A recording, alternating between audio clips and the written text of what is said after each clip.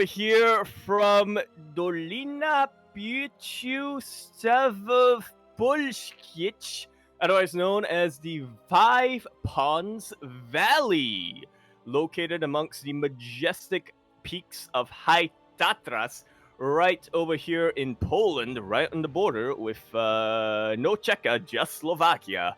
We're here today with another very special, very low amount, high sleep deprivation edition of the PondCast number 31. We are coming back at you this week with all the news that has occurred over the past week of StarCraft 2. I'm, of course, your host, as per usual, Yaku of the Zakus. With me today, joined as usual, is El Vigilante de Dramas que atiende a las llamas, Light_VIP. And as always, we are produced by Duchkatovic, Kitore, Gral, I Piezvizgo, Vizmina, Kuro, 16 Squats and Seki. How we all doing? What's up? Very tired.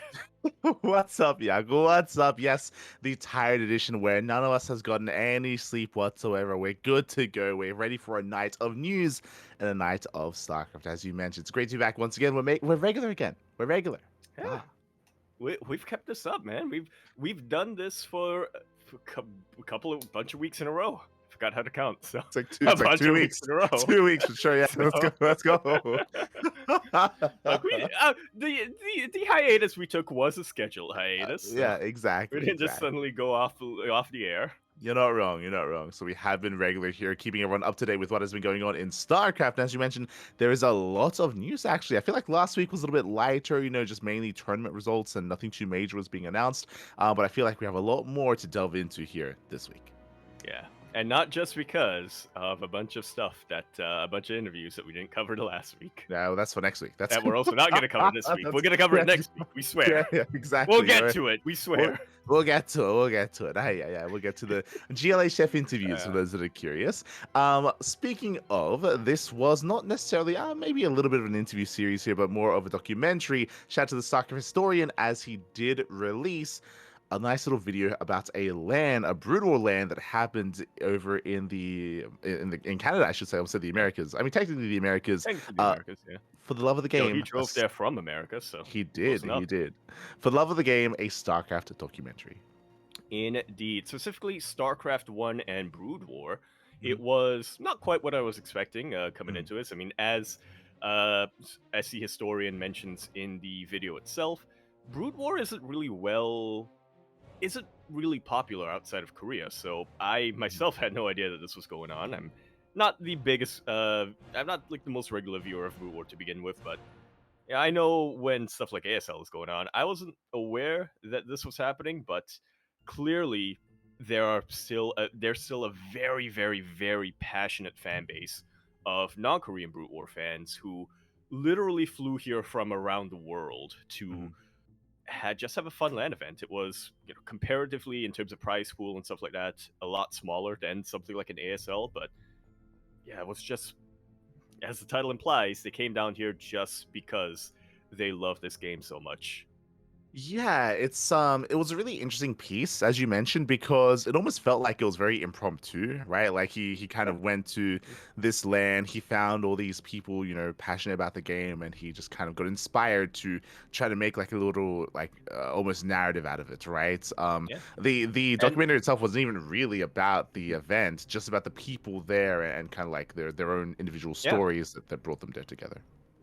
Yeah, absolutely. And like you said, it felt very impromptu, and it did feel like if we were to contrast this with last week, we were talking about, say, the Panda Mayor Me interview on Sue, where it did feel like that was constructed with kind of a thesis in mind. It did feel more like this was, I'm going to come down, interview a bunch of people, and see if there's something in there that, I can build more of a kind of a flowing narrative from this. And yeah, with that in mind, I think that he absolutely succeeded in that.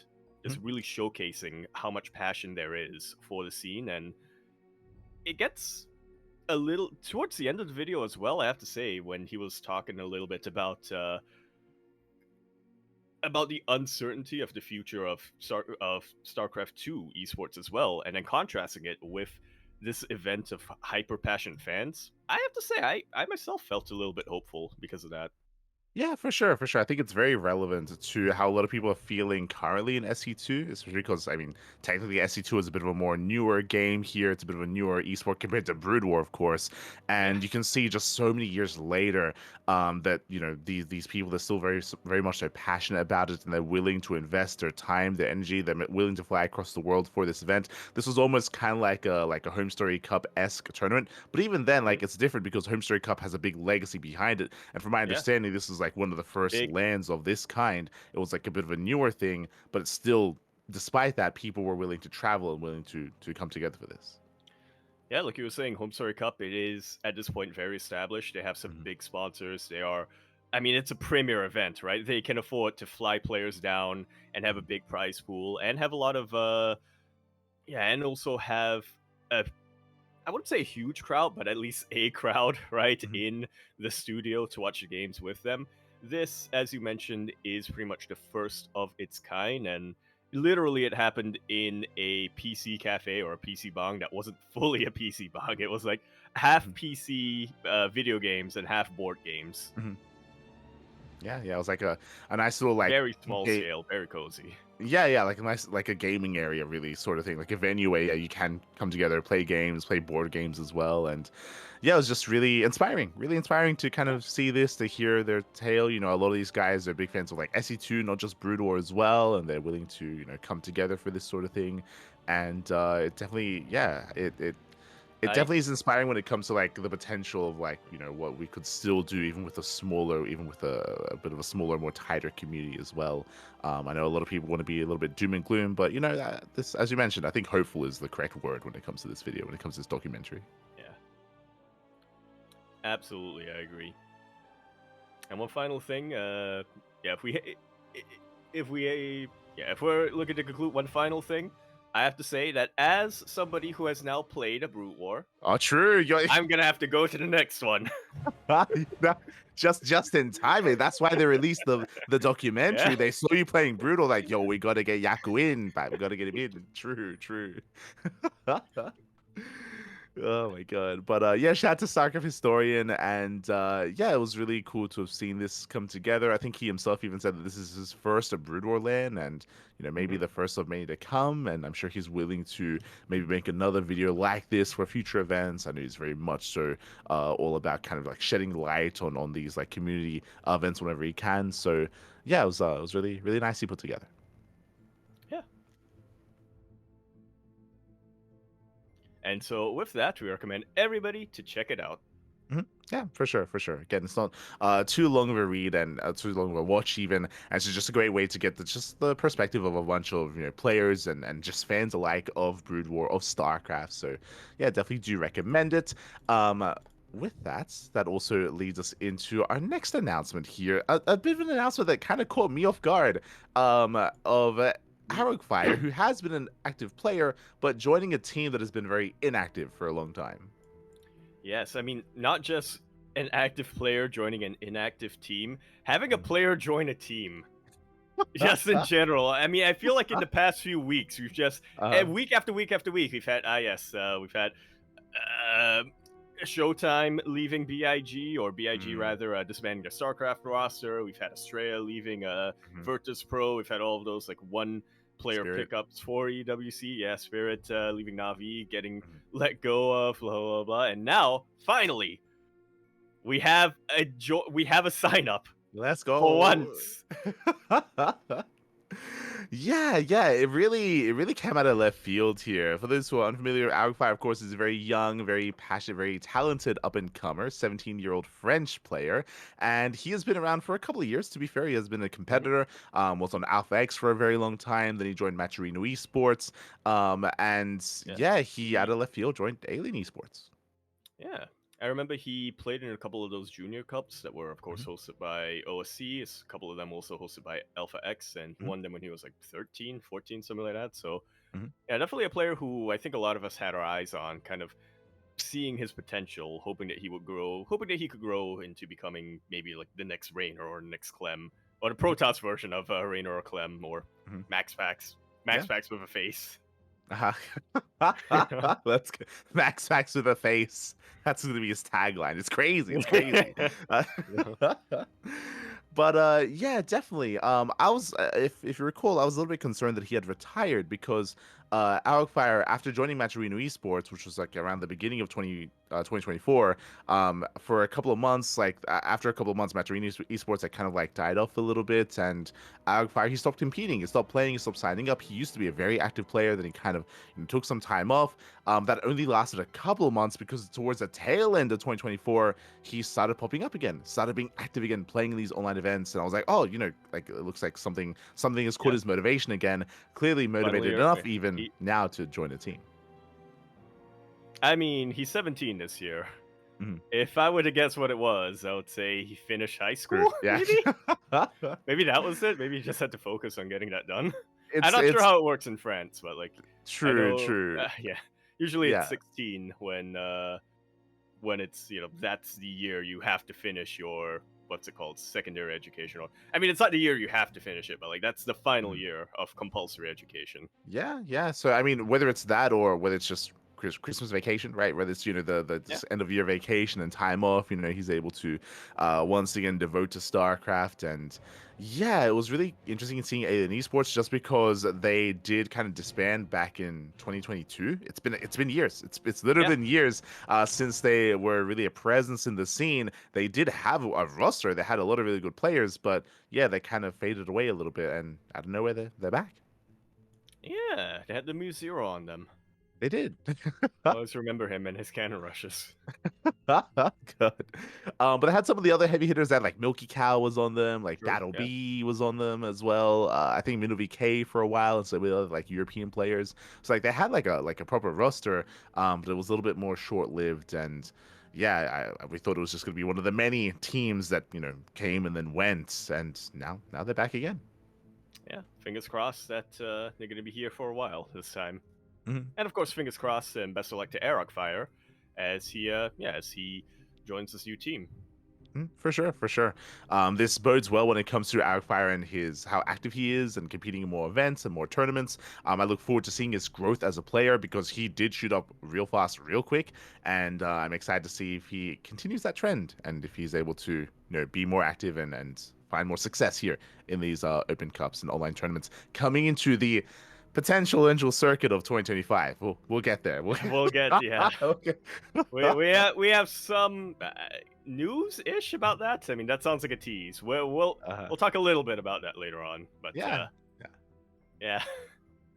For sure, for sure. So shout out to Fire and welcome back, Alien Esports. I will say, Yes. don't mind the broken overlay. I will say that I don't want to say owner, but somebody from the team did actually speak on Wikipedia, and they did say that there is actually a clause, or whatever, like there is something in the contract Right, about whether or not there will be a circuit. So like they like protected Yep. themselves in that way, kind of. Yeah. Yeah. So if there's an announcement that there's not going to be any pro circuit, there's not going to be any major support, then they unfortunately will have to drop the players as it's just not profitable, unfortunately. But maybe this is copium, but I'm glad that there are some teams out there that are at least like let's take a chance and let's hope that there will be a circuit this year. Yeah, Navi. Yeah. Berlin International goddamn Gaming. You've had Showtime for 5 goddamn years. The goddamn commitment they should to you guys. No. I'm not mad. True. I understand. It's an understandable business decision. I get it. Yeah. It's not personal. It's not personal. It's very personal. It's very personal. They do my boy Toby like that. I know. It feels bad, man. It feels bad. So yeah, it's exciting to see, of course, and we'll see what does come of Alien Esports and the circuit of 2025. But that also kind of leads us into something that has been kind of permeating throughout the StarCraft scene recently. It has been discussions regarding Protoss, regarding Protoss, kind of, I guess, Protoss dominance, or just the amount of Protoss competitors and competition, and how that has been affecting the online tournament scene.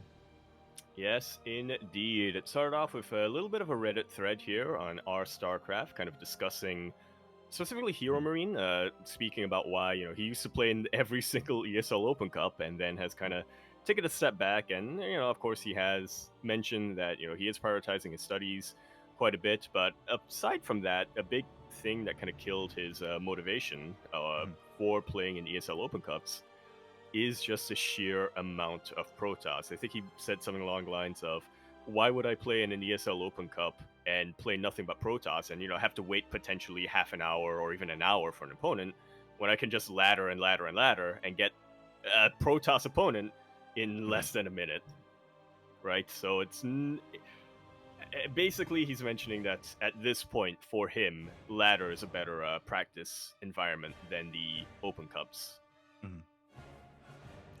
Yeah, it's that, and it's also a more enjoyable experience. It sounds like True. I'm sure I'm sure his opinion would change if there was a little bit more variety, right? When it comes to the Absolutely, yeah. competitors, where he would be more incentivized and more willing to play and partake, and that just isn't there in the current climate of StarCraft. Yep. Yeah, and so this discussion has been going on. Loco has made a video kind of discussing this as well, and I do want to say this is something that Loco also mentioned in the video itself. This is not something that is new. As far back as at least 2021, we've had memes about this. Yes, the ESL Open PvP Cup, or even in our own tournaments, we had the Sparkling PvP Cup, where it was always PvP over and over and over again. This is a problem that's been happening for quite a while, or quote unquote a problem that's been happening for definitely a problem when it comes to viewership, as PvP just isn't super popular, and of course seeing the same matchup over and over and over again gets stale. I do think that the reason why this problem has kind of magnified recently, though, and why this is a bigger problem now, is just because the Open Cups are basically all we have to watch at the moment. Yeah, I think it's really important that you brought up, and I think Kiermarine even said it himself when it comes to the Reddit post. So it's important that not to forget that, because I feel like some people kind of miss that fact, right? That this has been the case for a very long time. This isn't balance or anything, Yeah. I mean, or if it is, I mean, it's been the case since like 2020, right? Like as you mentioned, like when we started casting ESL Open Cups, it was the ESL Protoss Cups. Like it was, like it's always been. Every ESL Asia we casted, we could count on Classic, we could count on Zest, we could count on, I think Hero was still in the military at this point, but we could count on a bunch of Protoss players. Very rarely do we have a reliable Zerg or Terran player. Yeah, and that is something that has been happening for a very, very long time. And it's a really difficult thing to address. As you mentioned, I think that is a really good thing to point out, that I think a lot of people are now finally kind of discussing it, because it is something that everyone is now watching, and there are more eyes on it, and it's now a little bit more at the forefront of people's attention, more so than before. Yes. Absolutely. And the reason why we're saying that this is a problem with no solution is just because the unfortunate reality of the situation is, as we just mentioned, the Terran players and the Zerg players, a lot of them, for whatever reason, just don't feel like these weeklies are worth their time. They will play in a big event that has big prize money. That's how we get Maru, and that's how Innovation, I believe, towards the final years of his career, had said something along the lines of, I will not play in any tournament that has less than like at least $1,000 prize pool or something like that. So having more big tournaments with more prize pool doesn't necessarily incentivize players to play in weekly events, but it does create more tournaments that have more variety, which right now unfortunately is kind of difficult considering the state that we're in. Yeah, I think there's a couple of different things that are occurring here, and a couple of like different problems that are compounding. One, as you mentioned, right, like the best like Zergs don't play in this. We're referring to specifically like Raynor and Serral, right? Raynor and Serral, they don't play in these played online. In one, and it was like, this is way too easy for way too little money. I'm just gonna continue laddering. Sure. And I think Raynor, he used to play in some ESL Open Cups, not as much Yep. as others, but he used to play in like some of them here and there every now and then. But like for the most part, like they're not very active in these online tournament scenes. So because of that, there's less Zerg representation. Likewise, you used to have Dark who'd play in everything, but even nowadays, Dark he's playing less, Yeah. because military service is Certain time coming with his up. family. Yeah. Yeah, exactly. There are other things that are taking his time. So Dark is playing less, and there just isn't as much. There just aren't as many players now to pull from the side of Zerg or even from the side of Terran as well. When it comes to filling up these brackets and filling up these rosters. But that also, I would say, is that kind of the crux of the issue here. Is that when it comes to like taking aside like the top of the best players, when we're talking about Raynor and Serral and Rogue and Dark and Solar and these guys, is that the reality is that just underneath them, like your tier 2 players, there is like a sea of Protoss there, right? There's like a sea Yeah. of Protoss, and they're the ones that are all like competing in everything, of course. Yeah. But the reality is that there just aren't as many Terran and Zergs there. There used to Which- be a little bit more, but over the years they have kind of fallen by the wayside. Talking about like Ageddon retired, like Fiant isn't as Control, well, active, like Mixu, like yeah, Control, like your No Money, Shock Ripper, like all the German Terran Platoon, like they didn't play anymore, right? Like a lot of them they've kind of stepped away, and the Protoss have persevered. yeah. Which I have to say, that's what they should do. You're talking about this tier 2 players competing in weekly events like this. That's what they should be doing, right? This Mhm. is a great way for them to get practice. This is a great way for them to get the name out there, to potentially get a higher profile, maybe get the attention of some team owners if they're interested in picking up a rookie. This is absolutely what they should be doing.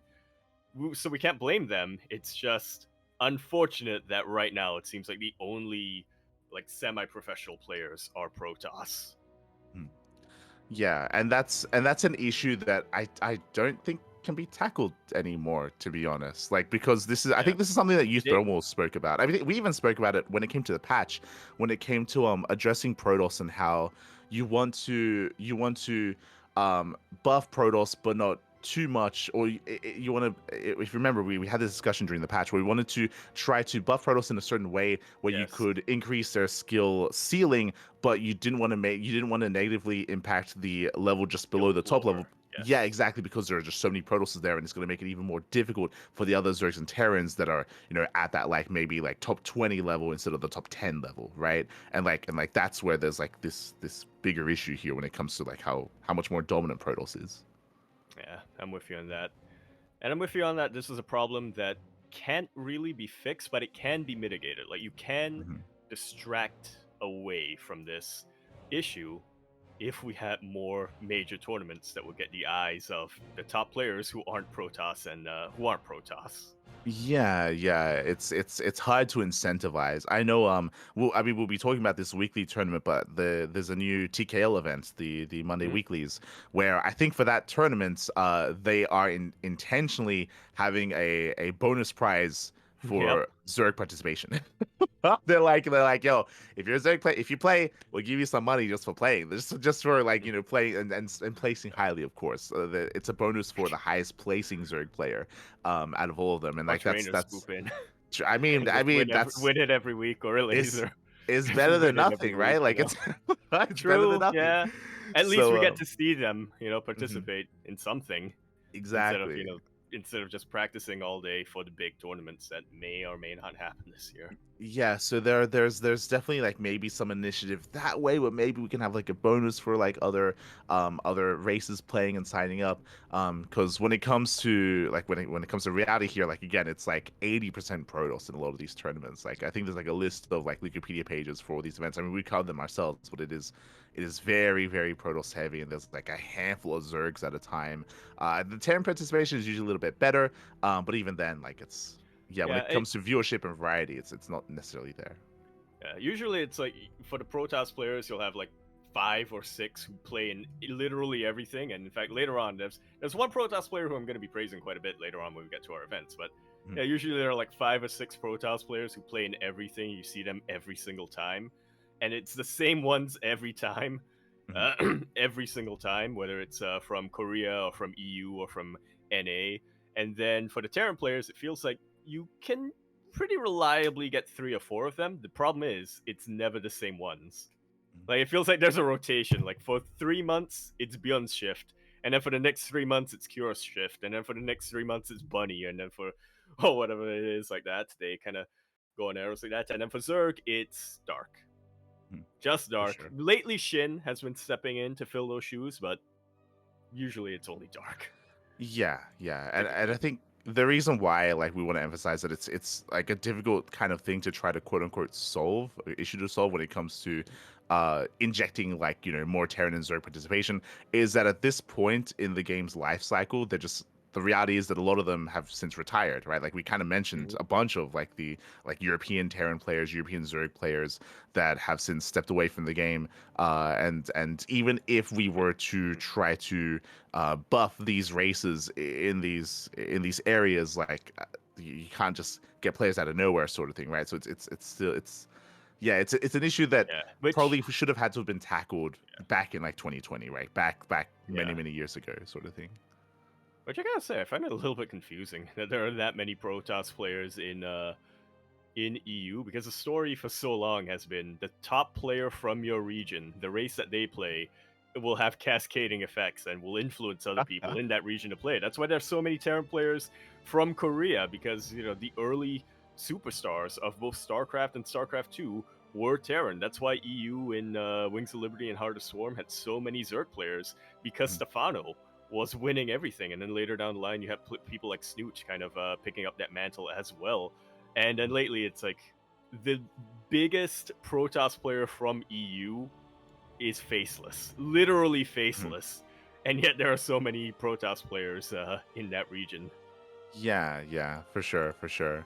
It's I think Lambda made a video about it a couple of days ago, kind of like trying to address this sort of phenomenon. He's been trying to. It's so difficult talking about this without like, especially as a pro player, without like being being just called like a balance whiner or something like that. And I think he Yeah, did a good job at trying to be as neutral as possible when talking about things.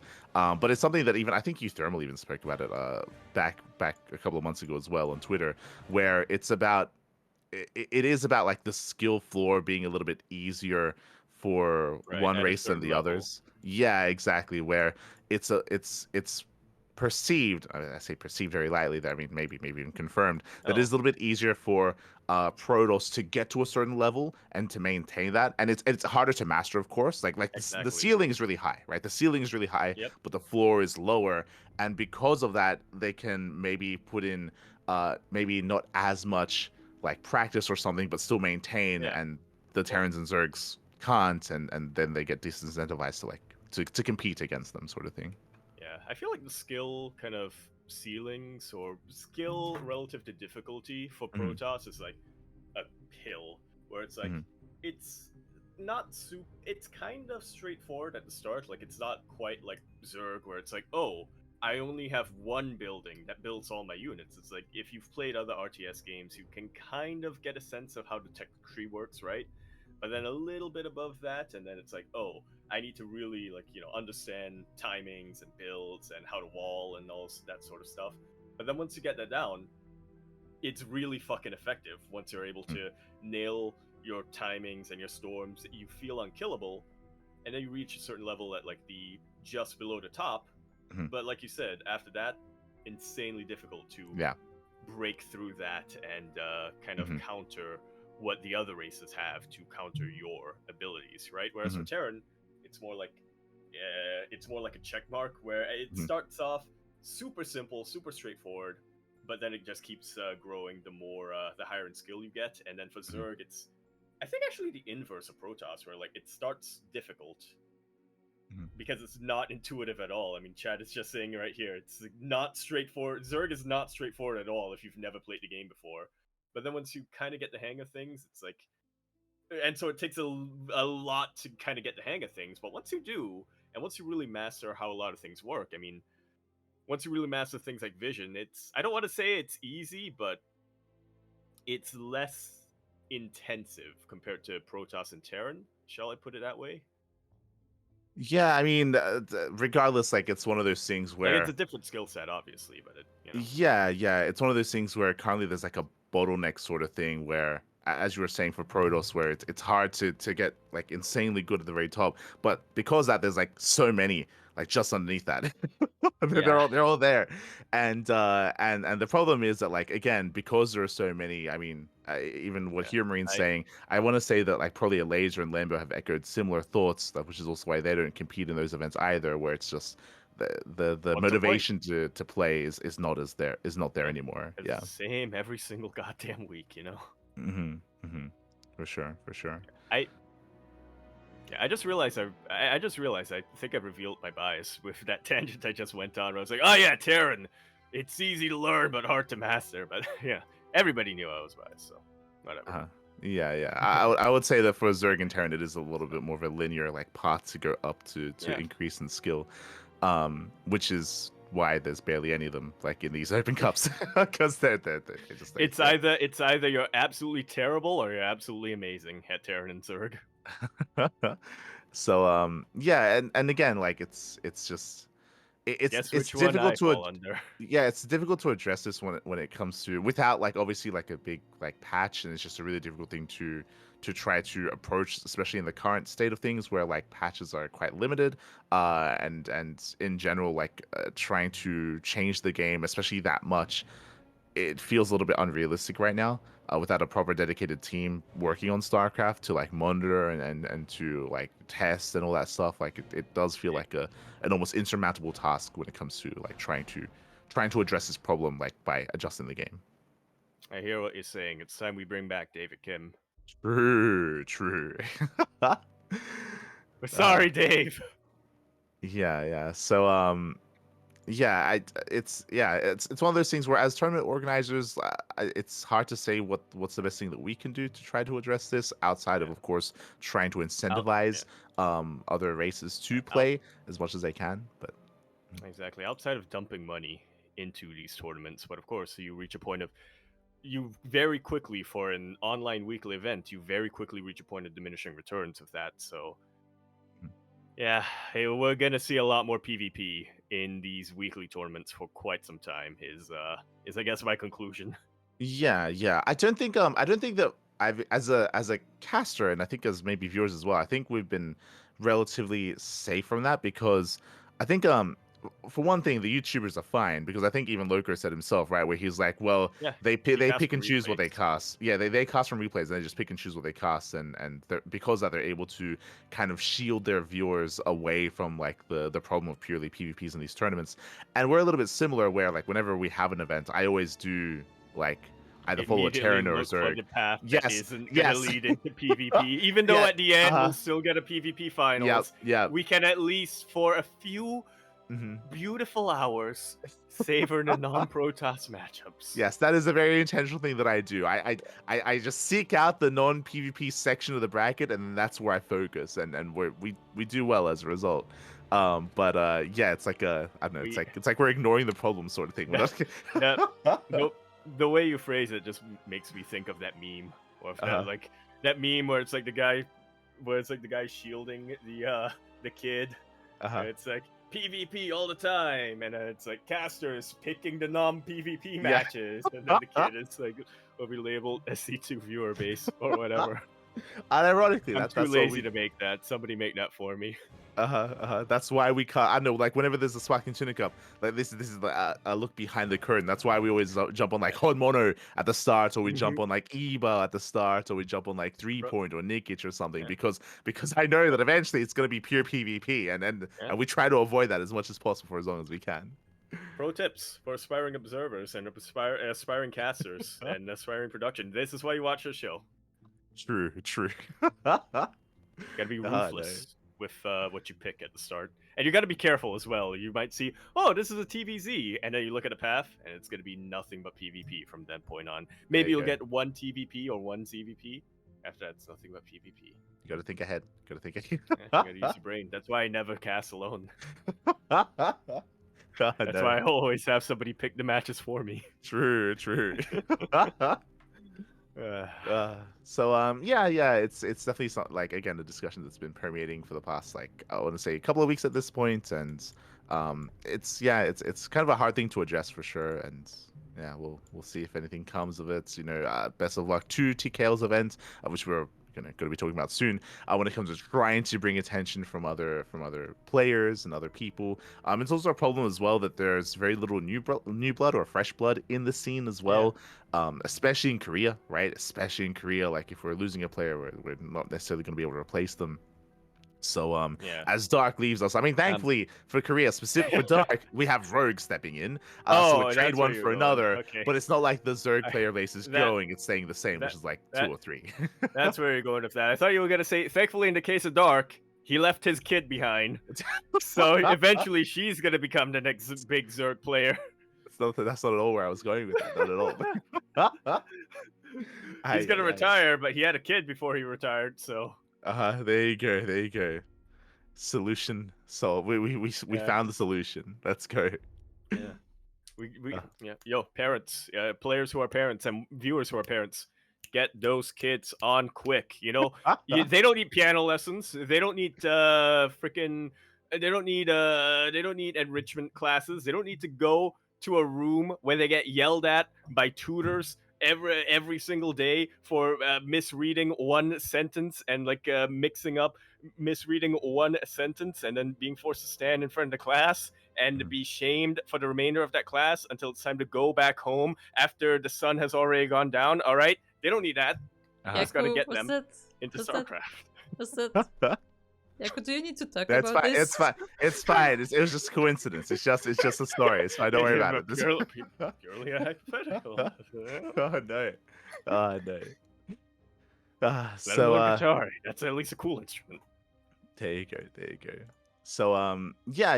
It's one of those things where again it's important to take note that this has been an issue for a very, very long time. It's not necessarily a new issue when it comes to SC2 and yeah, we'll see if as a community we're able to find a solution to that, if at all. But that leads us into something that we were alluding to earlier as well. Something that is a little bit hard to hear because I think a lot of us, myself included, especially coming into December, I just assumed that that there's going to be an announcement eventually for this. We're referring to I Am Katowice 2025. Yes, which for the record, for people who maybe only follow StarCraft and don't really follow other esports, it's happening next week. 29th of January is IEM Katowice, and historically, ever since 2014, it's always had StarCraft 2. Ever since 2017, it's always been StarCraft 2 and CSGO. This year, it's only CSGO. Yeah, and again, IEM is in a week. It's in a couple of weeks. Like it's not too long at all until the event does occur. So if there's no announcement by now, there is no announcement. So there will At not all. be, yeah, there will not be a StarCraft in IEM Katowice for the first time in a very, very long time. Yeah. 1 week is just nowhere near enough time to invite all the players, make sure to get everything done. I mean, we've had players like Oliveira and like Mio Micah who qualified for IEM in the past, or I think not Oliveira, but like Coffee or some of the other Chinese players who qualified for IEM in the past, and they qualified like a month or two in advance, but because the visa processes took so goddamn long, they Mhm. ended up not being able to go there. So 1 week, that's not even enough time for the people living in Poland to clear the schedule. Yeah. So this is a pretty big blow, I will say, to StarCraft, just because again, IEM Katowice has been near and dear to StarCraft for many, many years at this point, since back in Heart of the Swarm, of course, and yeah, Kalaris, he of course did kind of like in a way confirm that obviously that he's not going to get a job there or that he's not going to be working there, and he did reveal that as well, and yeah, that's kind of like hitting us here and now, and yeah, that's it definitely doesn't bode well for the future of StarCraft 2. Just because like even if there is going to be an EWC announcement, I think we all just assumed that like IEM Katowice was going to be a sure thing just because it's always been there for so long. Exactly, it's been there for so long. I mean, I know we're not gonna I know we're not gonna talk about it until next week, but in one of the Tasteless interviews, he did say that StarCraft, because it's been around for so long, has always held special status amongst the tournament organizers, and it's kind of lost that for a while. Like MLG doesn't really host StarCraft events anymore and stuff like that, but in the past we could always at least count on ESL. Mhm. And we knew for a fact that we could count on ESL from at least 2020 till 2024. Mhm. But yeah, I guess now that the deal is up, it's they just. I want to be optimistic and say that there just wasn't enough time to renegotiate some stuff, but at the same time, that as the weeks go by, with just as the weeks of silence kind of pile up, it makes me think worse. Like, it makes me Yeah. think that it was more intentional. Yeah, I mean, as you're saying, right? Like even what I would say, even if EWC is announced and there's going to be a circuit, like the fact that we lost IM Katowice is still pretty huge, right? Like I feel like we Yeah. just assumed that ESO would invest into it anyway, right? It's like regardless And of whether there was going to be a circuit or not, or even if it even wasn't as the like, world, uh-huh. yeah. No, I was gonna say, even if it's not gonna be the World Championship anymore. I mean, in the past, Mhm. there have been IM Katowices where we were like, this Yeah. is no longer the World Championship. This happened twice Mhm. since ESL took over the esports scene of StarCraft 2 in Mhm. 2020. It was the same format, the same players, big, slightly reduced prize pool, but it wasn't the World Championship. And then it happened again just last year, where because the Esports World Cup was the World Championship. But despite that, I have to say, I feel like I Am Katowice still got better viewership, or still, at least amongst the player base, held a much higher status than the Esports World Cup. Yeah, especially at the time, just because we didn't know what to expect from it, right? Like we didn't know what to True, expect yeah. from what the World Finals at Esports World Cup would They look like and would entail, and IM has always just had that much prestige for so long, right? Yeah, and even absolutely, and even if they were to say that it's no longer the World Championship, it's the same format, it's the same players. Yeah. People are gonna watch that no matter what. They Mhm. don't care that they don't really care that much whether or not it's called the World Championship. That's why for a very long time GSL was held in higher prestige than BlizzCon, even though BlizzCon was a World Championship. Mhm. It was because all of the top players and all the favorite players were playing in one and not necessarily the other. So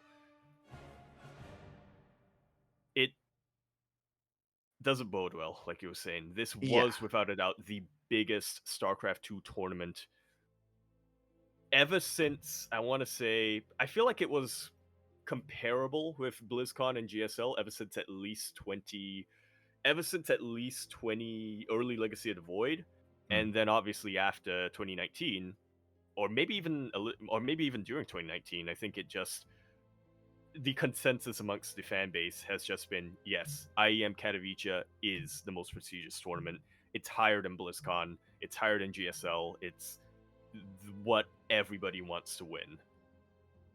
Yeah, yeah, and now we no longer have it. Obviously, there is always a chance that maybe it comes back next year. Like maybe if the deal with EWC goes through, then maybe it returns. You know, as you mentioned, just as an event, less so as a world championship. But yeah, it I don't. It isn't even just the fact that there is no IM Katowice. Is that there was no announcement that there was no They didn't IM confirm Katowice. it, yeah. Yeah, yeah. They It's just just silently let it go. yeah, exactly. That's I think that's like the biggest red flag is that it was just like a you know, it was just kind of like brush under the rug sort of thing, right? Where it's like, oh, you know, Exactly, yeah. that don't pay attention here. It's not happening, and you know, Yeah, it's just not happening. It's like guys, right? You're not gonna let us know. You're not gonna talk to us. You're not gonna communicate. yeah. Like that's kind of weird. Like even if you're like in communications with EWC, like it'd be good to let us know, like officially, and then there was no official announcement. Yeah. I want to say, I feel like that's the biggest problem of the entire situation right now. It's like people don't even, I don't say don't care, but like it's not even whether there is a circle or not. Like people would like to know something, like anything to go off, because it's extremely difficult to plan anything like one way or another if you don't have it. Like even as a tournament organizer, like people don't know how far they can plan tournaments because then suddenly, you know, Exactly. something gets announced and they no longer have a schedule. So it's either way, like people would just like to know anything at this point. Yeah, yeah. So really doesn't bode well. It doesn't give us a lot of confidence in ESL moving forward. But you know, we can only just wait and hope and wait for an announcement regarding the future of Yeah. StarCraft, and we're just kind of still waiting for that. We expected it in January. We're nearing the end of January. Still nothing has been said. Still nothing to Yeah. hear. We'll see. It, yeah. This is a bit of a side note, but and other people who are more familiar can definitely fill me in on this as well. But I'm just looking at the history of the Intel Extreme Masters events, and looking at 2025, it looks like the only thing confirmed is CS:GO, Mhm. which is kind of interesting to me. Like a couple, like years ago, they had like League of Legends. They had, I mean, technically ESL is still doing ESL ones for True. Dota 2, which is under ESL, but it's not an IEM. But it's like, yeah, I don't know what it is, but after a while, like esports, IEM has had fewer and fewer esports titles ever since 2017. It was just StarCraft and CS:GO, and it looks like this year it's just going to be CS:GO. Yeah, I mean, I would imagine that a big part of that is probably because of EWC, right? I think we spoke about it where the Fair, Esports yeah. World Cup, they want to like absorb like as much as they can when it comes to tournaments, when it comes to like circuits for other esports. Like they want to be like the monopoly. So Yeah, that does kind of line up with what's happening there. Um, true. but you know, is StarCraft That's going to be a part of that? Like that's what we're still waiting that for. that's fair. It's also a very I don't want to say it's weird because obviously that has happened in conventional sports. You know, if you look at things like the EPL or the NBA or stuff like that, has it has been the case where you had a lot of local or regional kind of tournaments get really big, and then later on a big and even larger organization absorbed all of it and was like, you're all under our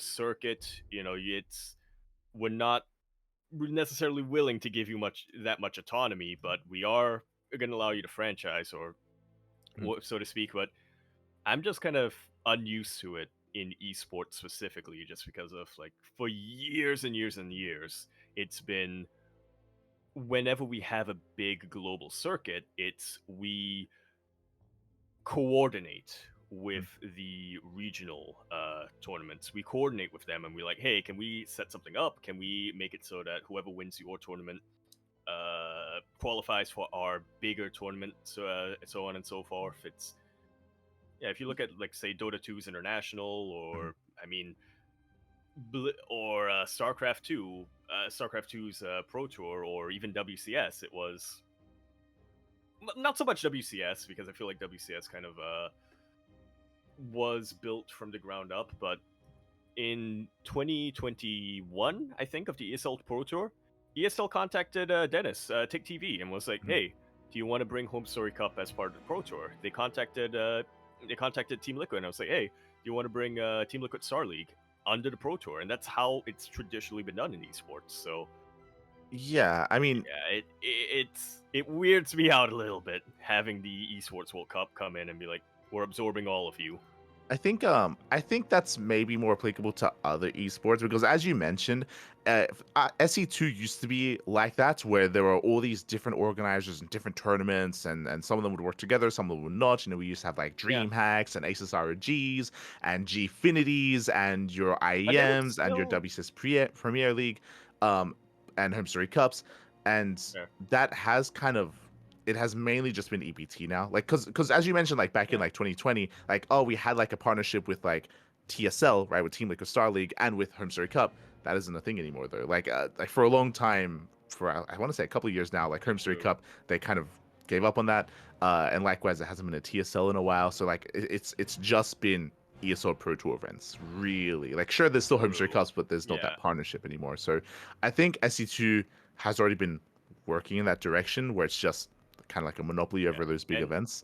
So for me at least, it doesn't feel like as stark. But I do 100% agree that for other esports, I'm sure it's more jarring. absolutely. Yeah, but I think that's just going to be the future of esports going forward for all of them going forward. So yeah, might as well get used to it now. No, yeah, exactly. And again, we'll see if when announcement does arise. I'm sure there is going to be one. When though, now we push it back to February. We'll see. Of course, in that interim, we're going to be hosting over Open Opium. Cups as we extend the off season of EPT. You can count on that. And speaking of the off season of EPT or other events that are occurring, shout out to, of course, Star Zagora, we were kind of curious about the state of this event because, as you brought up last time, when we announced that, or when it was announced that Oliveira had retired, Oliveira, he was invited into the next Star Zagora, and it was kind of a question mark as to what would occur with that invited slot. Oh, right. It's the event is called Stara Zagora. It's the team is called Bellum Zagora. I get it. Yeah, Stara Zagora, No. a Okay, big Bulgarian. hold on, Echo. It is Bellum Gens Elite. That's the organization, and Stara Zagora is the place. That's the city, I guess, that the venue is at. There you go. Okay. So here's the thing. I do not speak Bulgarian, so this is a huge disclaimer. I do not speak Bulgarian. But to me, as a Polish person, Stara Zagora sounds like something like Old Mountain. So there you go. So you're saying that I just combined the name of the organizer and the event in my head this entire time? It's Yes. Bellum Gens, and then the event is and nobody corrected me. I've been I calling mean- it Bellum Zagora this entire time. To be fair, that is the No, we say I am Katowice. We say I am Katowice. Okay, it's I am. It's True. at Katowice. It's fine. True. Bellingens, Elite Star Zagora. It's the Okay. event and the name of where it is. Like it's normal. It's fine. It's okay, Jakob. It's okay. Okay. You're good. You're Is good. I am the organizer, or is I am is the event. I am is the event. Uh-huh. Yeah, and the Yeah. venue is Katowice. Yeah. It's We don't fine. say It's ESL, fine. I am. It's fine. Yeah. It's like. True. You don't say ESL Katowice. You don't say that, but it's fine. It's fine. We do say Gom TV Star League, or we do True. Say, or we do say Africa Global Star League, so Africa GSL, or and stuff like that. Well, technically Africa Mountain Dew GSL or Africa Hot Six GSL. We have to put the sponsor in there. Sure. Regardless, we were curious as to who or what was going to be happening with that event now that Oliveira had retired, and we have confirmation that he is being replaced. Indeed, and man, this is a fitting one. Who better to replace a normal man than the normal man's teammate? There you go. His 2v2 teammate, if you will. There we go. And Cyril. 2v2 teammate, yes, they were on different. Officially, professionally, they were on. I assume that's what you were going for, Jaco. I don't know. Yes, that was what I was going. It wasn't on Basilisk. No, I knew he wasn't a Basilisk. That was Okay.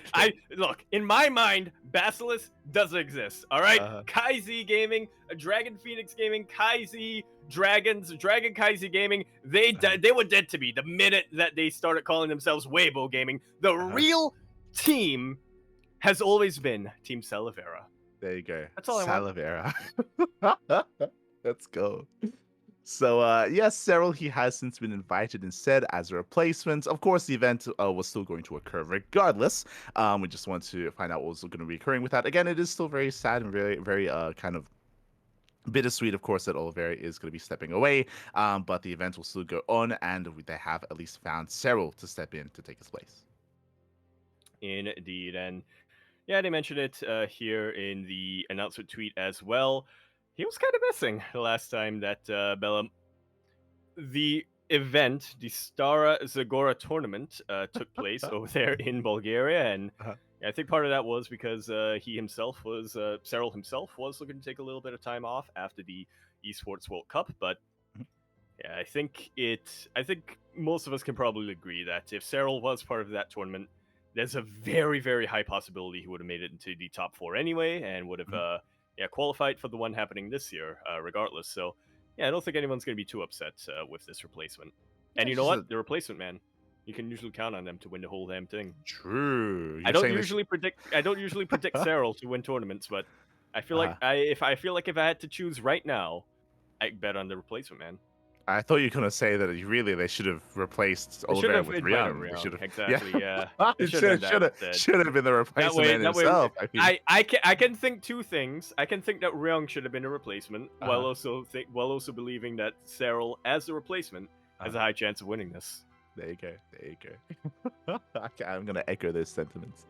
But yeah, with that, of course, Bellum Zagora or Bellum Stara Segura 2025 is going to be Yes. right around the Known corner. Gens Elite Star Sakura. There you go. It's There you cool go. name. Is going to be right around the corner. And again, it's definitely something to look forward to. I know that players are practicing for it, getting ready for it. That's going to be the major event confirmed so far for the year. So there is still more StarCraft to come. And do not worry. That also leads us into, speaking of big events, Epic Land number 44 also is confirmed. Also is right around the corner at the end of February. Yeah, so I was gonna make a joke this podcast would be like Epic Land so far the biggest EU tournament confirmed for StarCraft 2, but then Bellum Zagora, Bellum Gens Esports Stara Zagora in the year of Hearthstem, as chat is reminding me. I mean, we barring unforeseen circumstances, that's gonna happen and that's gonna be pretty big. But yo, this Epic Land, it's looking pretty stacked. I mean, 15k pound prize pool. I mean, I know the pound isn't doing so well nowadays, but still, that's pretty good for land for what started out as a pretty small regional land. Yeah, and I think what's most exciting about Epic Land is that the previous Epic Land, Epic number 43, for those who weren't here to see our coverage on the podcast, if you recall, was, of course, also bringing in some international kind of attention, as Geralt did fly over, and I almost said Lambo. Geralt and Rainbow as well, they did fly over to compete in the events, Well, they and are that's brothers, long lost true. twins. So. There you go. One has the mustache, the other does not. Yeah. But yeah, they What? did actually. They did fly What? over. They One has the mustache and the big brain. The other has the accent and the arguing with chat. Oh no. Oh no. But yeah, they. Guess which one is my favorite. Yeah. Oh god. Hold on. Where's my soundboard? Oh, But, no, yeah, somebody so- cut this off.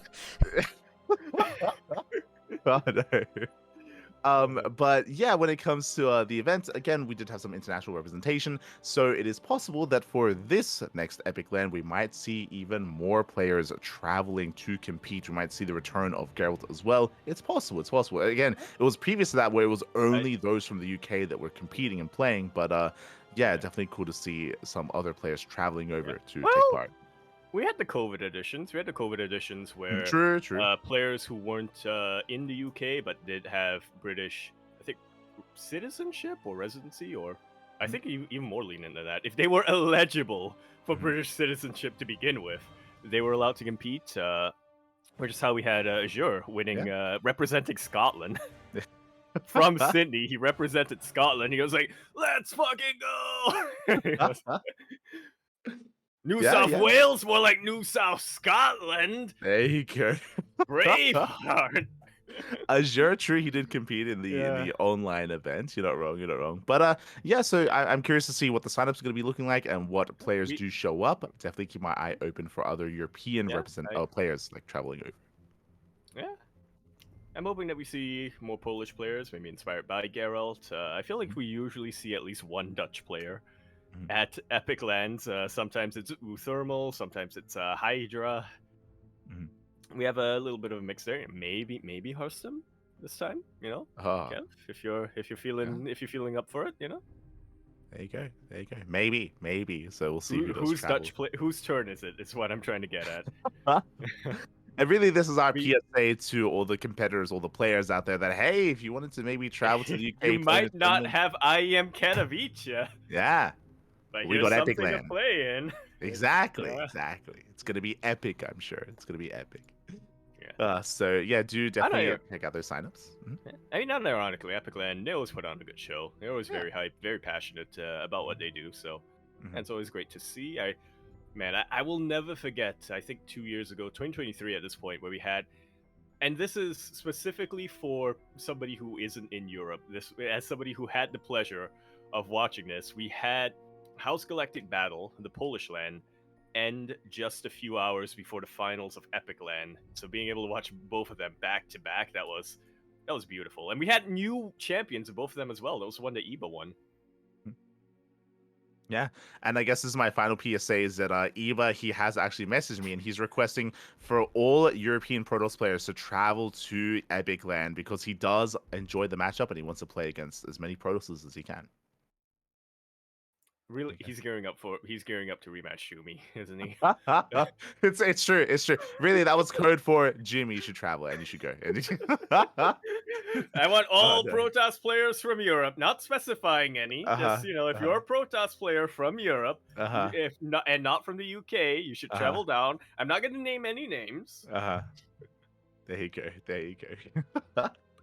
With that, that leads us into our big announcement, which is the Monday night weeklies. We were already speaking of it previously, but yes, shout out to TKL. TKL, he's a big part of the French community, and he Mhm. has been able to get funds together. He was able to cooperate with other people in the scene, other members of the community to gather the funds to host this regular event.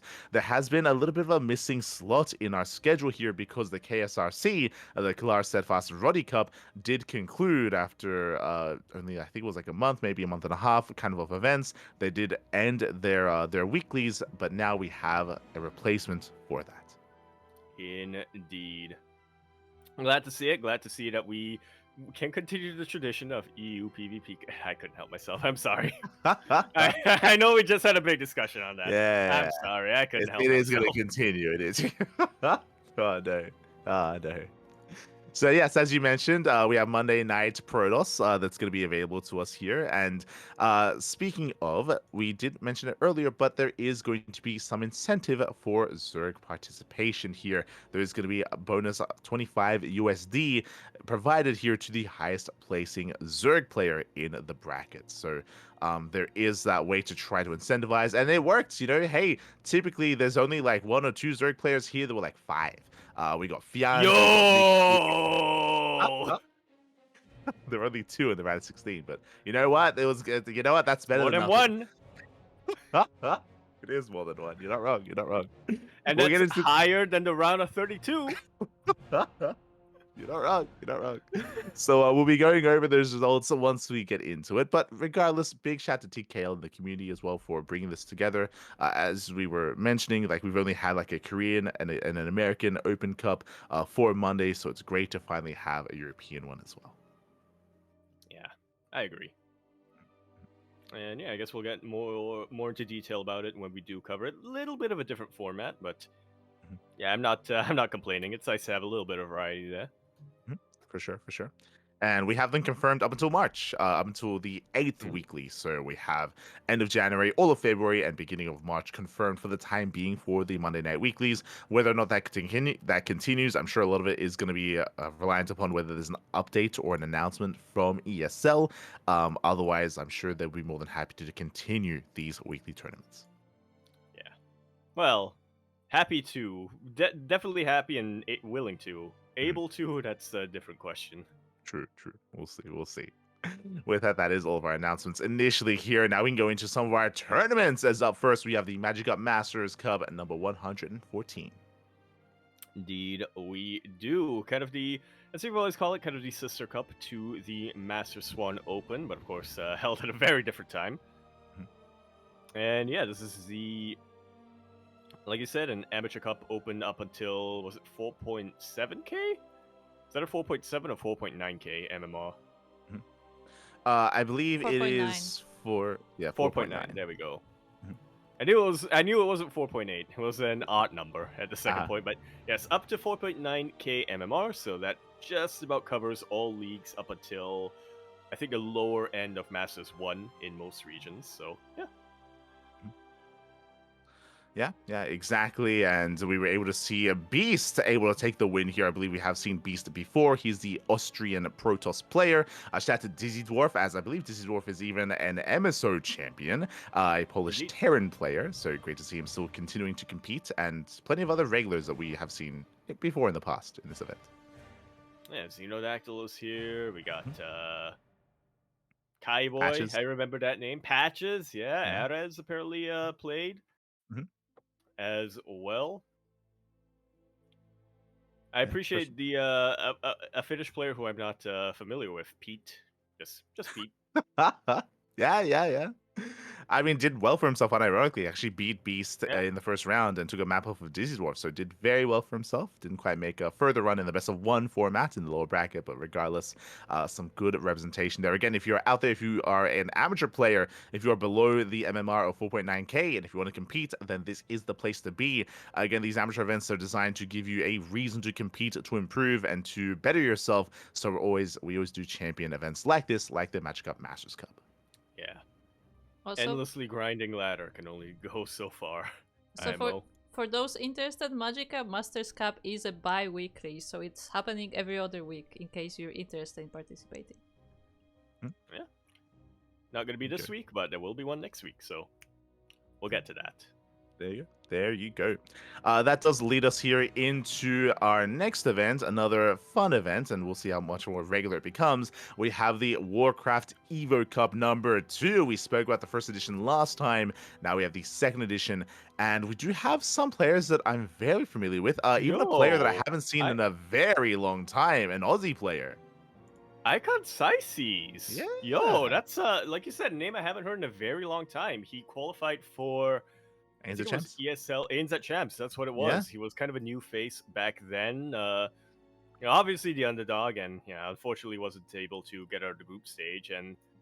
But he looked like a player with a lot of potential from there. Ended up not really continuing to compete after that, and so we all kind of just assumed he retired, and I guess that still is the case. But yeah, it's glad to see that he is still involved in the scene in some capacity, and he is still playing in some of these fun events like the Warcraft wait. Evo Cup. WC3 Yeah. Evolution Cup. There we Yeah. go. I almost called it Okay, just Warcraft okay. Evolution Cup, Official which- name is actually 2025 Kung Fu Cup number 2, the Warcraft 3 Evolution. That's the full name. There you go. The SC Boy 2025 KFC Cup, Kung Fu Cup, Warcraft 3 Evolution Cup. Oh yeah, hosted by Rotterdam. A lot of cups. But yeah, it was really great to see Akon Sices or Akon Sices. I remember. I think we asked him how to pronounce it. I think he did tell us, but I can't remember. It's one of the two. He did say specifically it was Akon Sices or something like that, and I remember watching that and I was like, "That's I'm gonna continue calling you Akon." I think I remember now. You just triggered my memory where it's like he said the word in his name is meant to be like concise, so it's meant to be a concise. Yeah, concise. Akon Sices. Yeah, something like that. And I remember because you were casting that in the studio, and I remember watching that and thinking, "No, that's dumb. I'm gonna continue calling you Akon Sices." Yeah, like I'm gonna tell you how to pronounce your name. It's like okay. But yeah, some really interesting players here. We saw Maxed make his return. We saw Kingslayer, Young Yakov once again competing for another week, another edition. We had Xiao Se, who's usually a caster as well. So yeah, it's less of a serious, more of a fun event. True. Maybe not the most balanced of formats, but a fun event nonetheless. Yeah, Salsa and F91 played, so that's the two dads of SC Boy competing in here. Yeah. Really interesting here to see both of them compete and play. Who casted them? if they were playing, who was casting? What's going on? That's when they brought in XY, for sure. Yeah, they brought in Sukwa, probably. Because Sukwa used to play Warcraft 3, I'm pretty sure. Oh yeah, I feel like a lot of them did. A lot of them, because I believe Rotterdam knew Sugwa from Warcraft 3. I'm pretty sure, or a bunch of the Chinese players. But yeah, once again, a really fun event. We will eventually go through these, most likely next week. I think next week we're going to be going through these replays. Oh yeah. Yeah, I'll make sure Yaku gets involved as well, and definitely a lot to come. I don't think the colors really tell us what races they played. I think this is just the SC2 race colors, yeah. but they don't really tell the full story here, so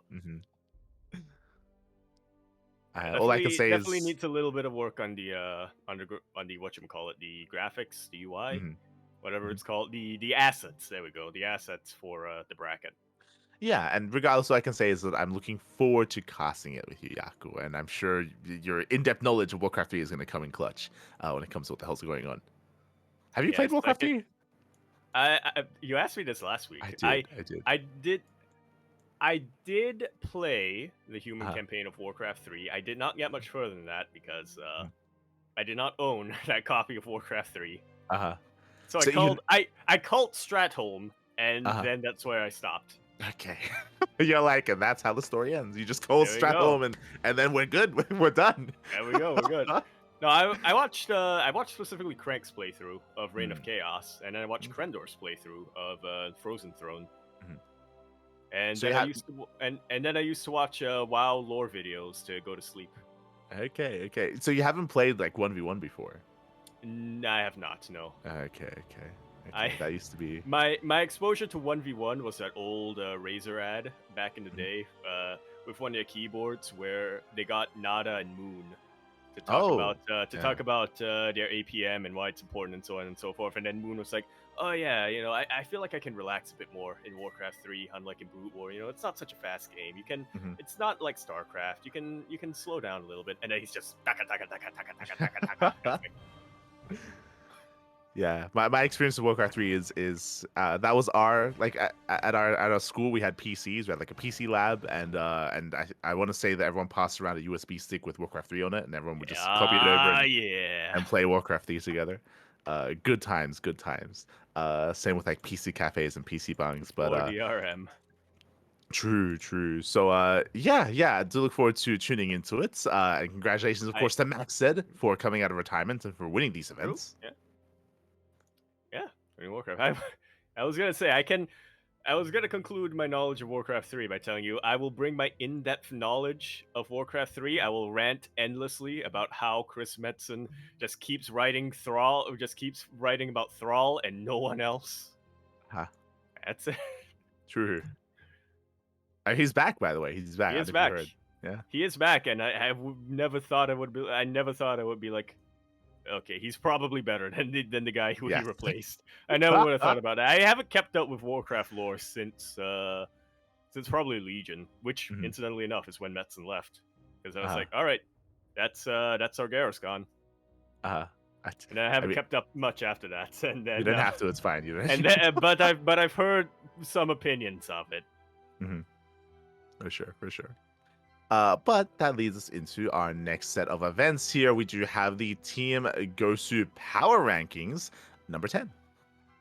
Indeed, more of an in-house tournament that was held here by Team Gosu, and I almost said it's the only one. I almost said it's the only thing that Gogo Joey plays in. No, that's incorrect. It's the only thing that Mio Micah plays in nowadays, and he did pretty well for himself here, coming in third place. Yeah, it's really cool to see Mio once again because he, as you mentioned, he's basically retired. To be honest, like Mio, he doesn't really play in anything at all anymore. Just for some flavor and for some context for the viewers back home, I believe the last time we spoke to him of what he's been up to, he now owns a business, a terrarium business or something like that. Yeah, he's focusing more on that. Yeah, he's been focusing things outside of just StarCraft. Fun fact, I think it was after the Muslim video that we watched last week. I actually was interested. I was like, how is the Muslim ranked against everyone else? So I checked out the Wikipedia for AoE 4. I was looking at recent events, and you know who I saw? Mio Micah. Mio Micah's he's been Mio Micah's been playing in some AoE tournaments recently. So I was like, oh, that's where he's been. So yeah, he's been playing a little bit. He's been relatively successful there as well. So yeah, I mean, Mio Micah has been spreading his wings, playing other esports, playing in other events, and I mean, yeah, it's just really refreshing to see him here once again. A face that we haven't seen in a long time. Yeah, that's pretty cool. I remember the last time I heard of Mio Micah in AoE 4, he was playing in like a 2v2 tournament or something like that with either Gogo Joey or one of the other kind of rest of Asia or Southeast Asia players. And I remember it was like a big deal. Or he was making a big deal out of it. He was like, yo, I'm bringing in the C representation. Be proud of us, papi. Yeah. So Mio Micah, it's great to see We're him very proud. Yeah, always with me, always near and dear to our hearts. I hear he did quite well for himself. Again, when it comes to these events, if he was in form, I would say that he's the favorite player to win the entire tournament. But of course, nowadays he's a little bit less so, spending time in other games or in other things in his life. And we actually had Zero, the Canadian Terran player, come out on top. And even then, when I think of like the hierarchy of Team Gosu, I think of Mio Micah, I think of like the established boys, right, like Rocker or Maples or Binsky, Spaghetti Boy, if you will. Zero less so. So it's cool to see him kind of rise through the old guard, if you will. Yeah, Zero definitely a bit more of an up and comer. He has been a semi-professional for a while, but Mhm.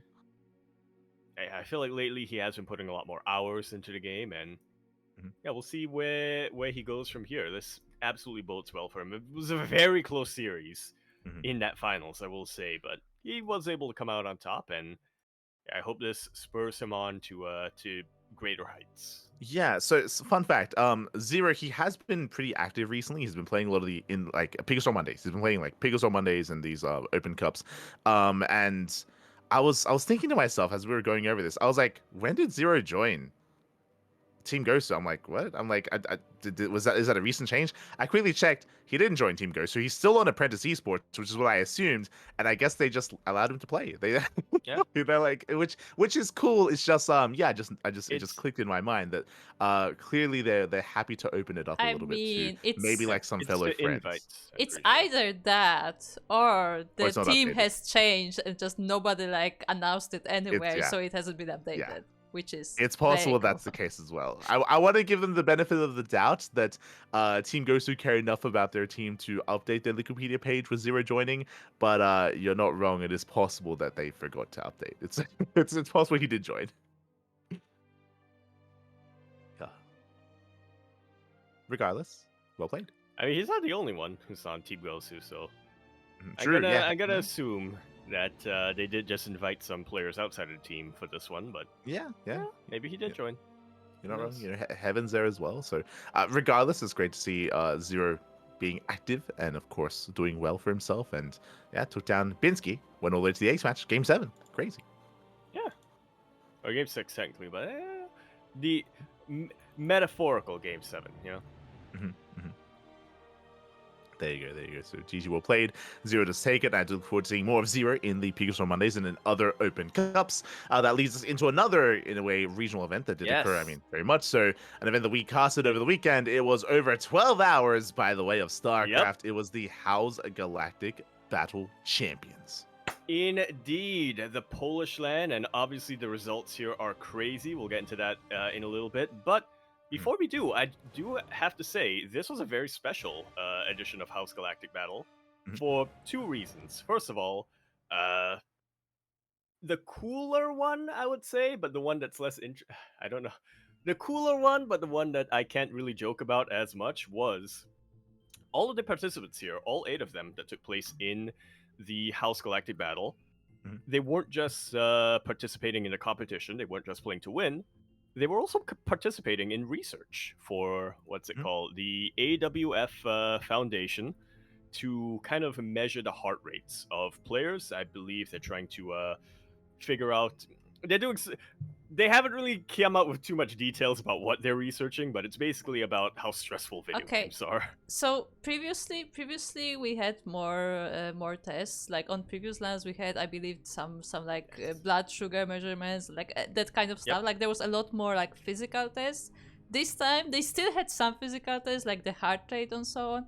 But they also focused. There was another group from the same team, to put it that way, testing on the mental side of things. So they had like Yes. 3 different questionnaires answering like about like some personality traits and so on. There was a short interview with Kashanas, who was like leading this whole operation, about what was there, but basically the psychological tests were more like general to like Yes. see what are the general traits of the group, and they will just move on with that and see what they can come up with for the next event. Yeah. Yeah, as you I'm- mentioned. Okay. No, I was just gonna say I'm super interested to see what this yields. I'm sure they're also doing this for other esports as well and other tournaments. Recently, there was actually a thread on both the Dota subreddit and the StarCraft subreddit that was like, "Hey, there was some research that came out on what the most quote unquote stressful game is by measuring resting heart rate. Dota's not on here. StarCraft isn't on here. What the hell?" And I was like, "You should have just waited a little while, man. It's there's literally research being done as we speak." So Mhm. Yeah, it's really cool. Definitely, as you kind of mentioned, like it's all kind of research for a bunch of studies that they're conducting, and we have yet to really find out what those studies are. I don't think they've published anything yet. They're still kind of like gathering like data and kind of like I'm sure doing their own research. But yeah, really, it's always like just really interesting and really exciting to hear. I think in the past we've heard from like other studies. God, I can't quite recall. I remember like TLO having an interview on Uh, stage. Um, God, you know what I'm referring that to. What event was I it? Like, I don't know what you're referring to, but I know that there uh, was another one in Home Story Cup. It was mm, God, what was his name? I remember being personally attacked by one of the guests who is very involved mhm, in the StarCraft scene, and he also has a newsletter where he writes mhm, about esports. But he's also like a psychological researcher You who mean mhm. focuses on. I Kuro knows Tridos? who I'm talking about. Tridos. Tridos, Tridos that's has exactly who a I'm Yeah, has a talking try about. us. newsletter. Yep, yep, Tridos. Yeah. yep. Try us. Protoss has his newsletter talking about esports and the psychological impact, but he's also a researcher. And he was actually talking at Homestory Cup, sharing a bit more about his research. And I remember specifically, he was like, "Yeah, so we found a very strong correlation that players who are very successful at competitive games, you know, they get their 8 hours of sleep, they use a light Mhm, mouse, they don't exercise just before they sleep. They make sure that it's like, you know, a couple of hours before they go to bed, like at least 3 hours before they go to bed. They don't watch scary movies. They don't do anything stressful before they sleep. Sleep is very important if you yeah. want to get successful at competitive games. You have to like not only get your 8 hours, but also not be stressed out before you sleep. And I'm like, so you're saying I'll never be good. I see how it is, True, Trinos. true. Yes. It I was very mean, much so centralized around like sleep I and would just being well say, rested. Björn would like to argue that that True. sentiment. True. But you know, whenever you do research, you have a couple of outliers, right? So That's why I'd be on slumping right now. By the way. sleeping too well. Oh no! Oh no! It's been climbing those mountains too much, mate. Oh my god. It's been getting too much exercise. Oh. Mhm. But yeah, it's always really exciting to hear about and really interesting to hear about these studies that are being conducted, around and surrounding like gaming and esports as well. So that was taking place here at this event, as was stated even in previous events as well. And as you mentioned, as you alluded to, this is not just your regular House Galactic battle. This is the Champions Edition, as this is kind of like Yes. the end of season, the end of year, the finale here, And where instead of your typical qualifiers, players were invited based on their performances in previous events over the course of 2024. exactly. It's had a lot of storylines going into this, and something that was very fitting to go over those storylines is the players who participated all had drinks named after them. Oh yeah, exactly. Yep. That's really what it was And all about. and Uh-huh. I'm hardcore judging Geralt's. Oh no, oh no. The Jack and Pepsi instead of the Jack and Coke. Jack and Pep. Yeah. First off, Jack Daniels. Second off, Jack Daniels with Pepsi. Why are you Yeah. doing this to me, Poland? Why are you It's doing that to me? it's definitely the most egregious thing It's that we've ever definitely a seen. choice. Uh-huh. God damn it. It's a bad choice. Yeah. My favorite was still choice. no, actually I said that's the most egregious. The most egregious one was that Papi's drink was not tequila related or Latin American related in any way. His name is True. Papi, and No I'm sure they tequila, have no rum, tequila. What the hell? What are they no doing? mezcal. What are they doing? Do they know what Papi is? I don't understand. Shaking my head. Oh my god. So yeah. Outside of that, of course, I think games were had and they did compete. Yep. Oh, right, that did happen. Yes, Mhm, it's a mhm. like it's kind of a blur to me. You know, it was a Okay. wild night. It was. I had a couple of Geralts in me. Oh no, that's blasphemous. There, that's. Oh no. But yeah, there was a group stage initially here A with lot all of the invited stories. players. Yeah, just the one group stage. Best of twos, by the way, best Round of robin, twos, yeah. round robin format. And the players that we expected to make it through did make it here. Coming into this, there were a lot of eyes on Spirit, Alazer, Cristiano, and Geralt to advance on. But there were some upsets, and there was definitely a lot of competition to actually break through into that upper echelons of the group. Absolutely. I guess we'll go into group stage first. I guess we'll go into the group stage first. Like you mentioned, Papi and Art are definitely two players who normally I would expect to do pretty well, but yeah, looking at the competition here, Spirit, Elazer, Cristiano, Geralt, I can't say I'm too surprised that that if there were only 4 players that would have made it out, I'm not too surprised that they weren't the ones to do it. Yeah, it was pretty close competition. You know, Pappy he toured Geralt. He toured Geralt in the group stage. Likewise we had Art as well, looking quite competitive as well, able to look quite strong against some of the other competitors. And because of that, like it was still quite close. Like Geralt he did barely make it out of the groups in fourth place. And because of that, historically, I had my eyes on some of the other players, right? When it comes to the previous House Galactic Battle champions, it's been Spirit, a laser, and Cristiano. Cristiano, he's also a champion. And coming into the playoffs, Geralt is the only one that doesn't have a win under his Yeah. belt, doesn't have a big land win, or at least a Polish land win. Of course, he's an Epic Land champion, but no big Polish True. land win under him. So he was kind of like the dark horse coming into this. I don't think a lot of people had many expectations, and everyone involved, myself included, had their eyes on Spirit. Like, Spirit has been a dominant force in Poland for a long time, and great things are expected of him, but he did not make it to the finals.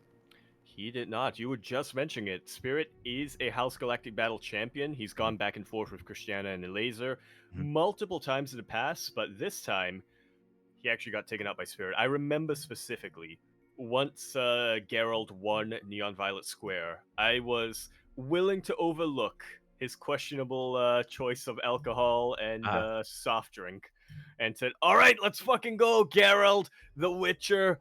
We're gonna go all in. And then he beat Spirit, and I was like, yes! He's absolutely going to win. I remember after that, I watched Eliza beat Christiana. I was kind of excited at the prospect of a Geralt Christiana Mhm. finals here. I feel like we've had that a lot in weeklies, and it would be cool to see them duke it out offline. But Mhm. I was pretty excited to see Eliza beat Christiana. But at the same time, I was kind of thinking in the back of my mind, well, Eliza made it to the finals, and that arguably is better for Geralt here, just because I did, in my mind, Eliza, he's a little bit out of practice. He's been, focusing a lot on Stormgate. Geralt, he has been grinding week after week after week. We get a very good sense of his form, and after beating Spirit, he has so much momentum behind him. So it's not the case. Eliza, for the first time in a long time, Mhm. came in to reclaim his throne, winning that finals 4-2. Yeah, for years at Laser, he was the best player in Poland. But as you mentioned, in 2024, that title was stripped away from him by players like Spirit, like Cristiano as well. And because of that, again, everyone, they had their eyes on other players coming to this tournament. Even in the group stage, I don't know if you saw, but Cristiano, he toured Laser. He toured Laser in the Yeah. group stage. Like Cristiano, he was looking very good as well, very informed. I think Cristiano, he went 1-1 with Spirit. He tied in the group stage with Spirit as well. Like Cristiano, I was almost favoring him to take down the Laser, but when it came to casting the games, when it came to that semifinals match, it did. I'll be honest, it did seem like Cristiano was, for whatever reason, he did seem a little bit nervous. He was making mistakes. He was making He mistakes against a Laser. I don't know if the nerves got to him. I don't know if maybe he didn't have enough Geralts, and then maybe that was the exactly. problem. Maybe he needed more He drinks to needed calm him Geralt. down. He needed a couple Geralts in him. Yeah. Exactly. Maybe he had too many indies in him instead. I don't know. Yeah. But regardless, yeah, he did. He was playing I off in the finals. It did feel like he was playing a little bit worse than in the group stage. Yeah, for sure. I mean, just comparing his group stage performance here, coming in third and coming in with a positive map score that's tied with a laser at Mm. that's tied with the lasers. To come in fourth after this, that's something definitely happened in between. That, like you said, maybe we can just chalk it up to nerves. Maybe we can just chalk it up to not being inebriated enough. Side tangent, but looking at this list that Kuro has posted, exclamation mark Discord in the chat for tournament spoilers. Kuro did post that translated in that channel. I actually think Spirits is the most egregious because I have no idea what the hell that drink is, and it's Yeah, 25 gilots. Yeah, yeah, and I yeah. actually, because I got that list from Kashim, who was the admin of the tournament, so shout out to Kashim. And I asked him what is Spirit's drink? Like, can he like find out? He said like no, he doesn't know. Nobody knows what it is.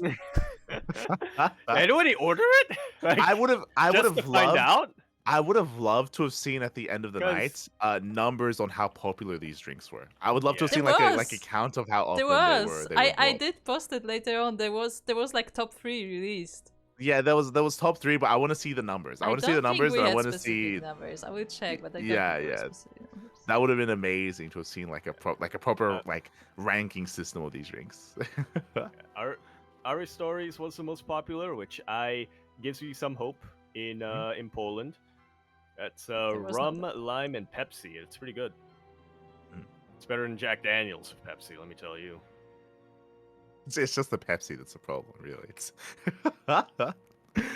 But from there, of course, as we were kind of alluding to, the finals was Geralt versus a Laser, and this is the furthest that Geralt has ever been. Geralt has never made it to the finals of a House of Galactic battle, so regardless, it was a big win for Geralt, beating Spirit and making it to the finals. He might not have won the event, but this is kind of, I want to say, like a big breaking point for Geralt and for his career. So really, Yeah, really well done. Did go down to a Laser, but Laser, he's very experienced, and I would definitely say that, you know, outside of Spirit being in the finals or maybe another Christiana, like a Laser, he was favored there.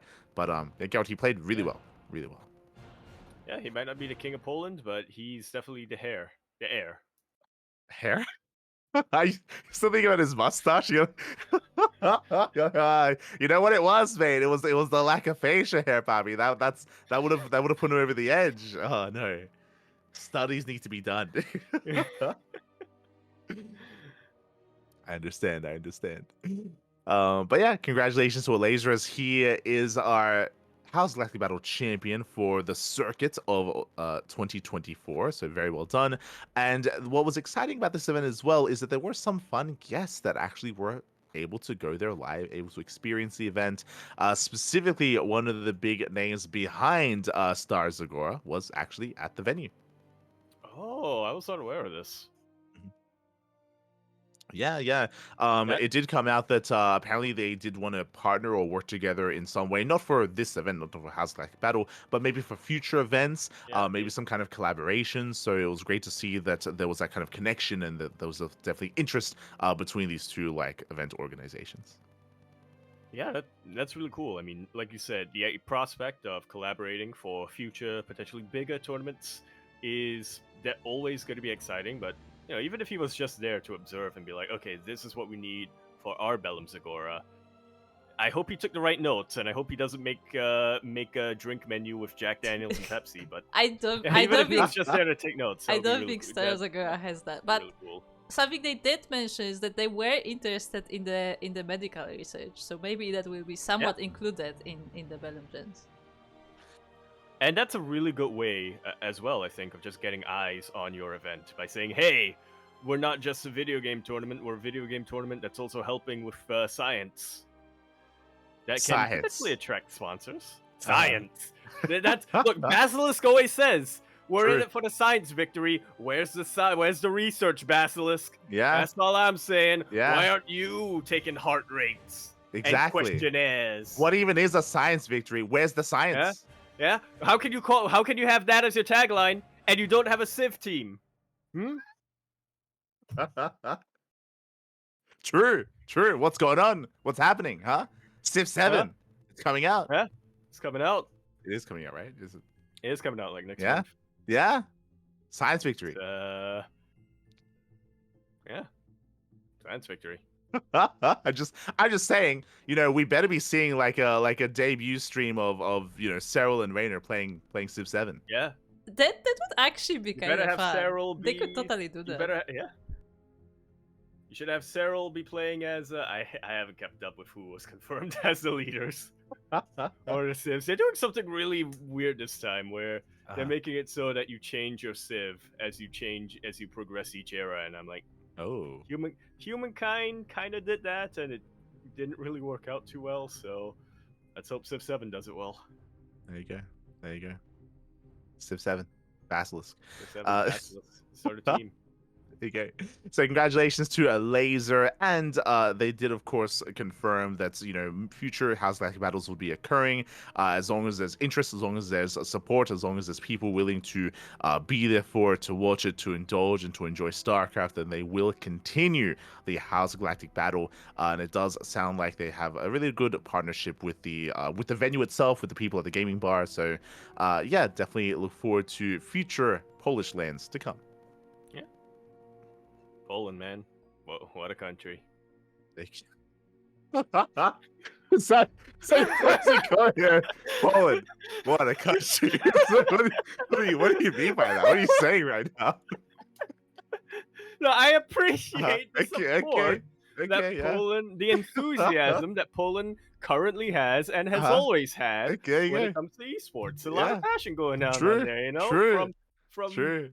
I was gonna say from the grassroots level to the top level at the top level, but Uh, then I remembered that there was that one guy who went to guy who went to IEM. I Mhm. think he was like the cultural minister or something at IEM, and I was like, so where's Dig Dug?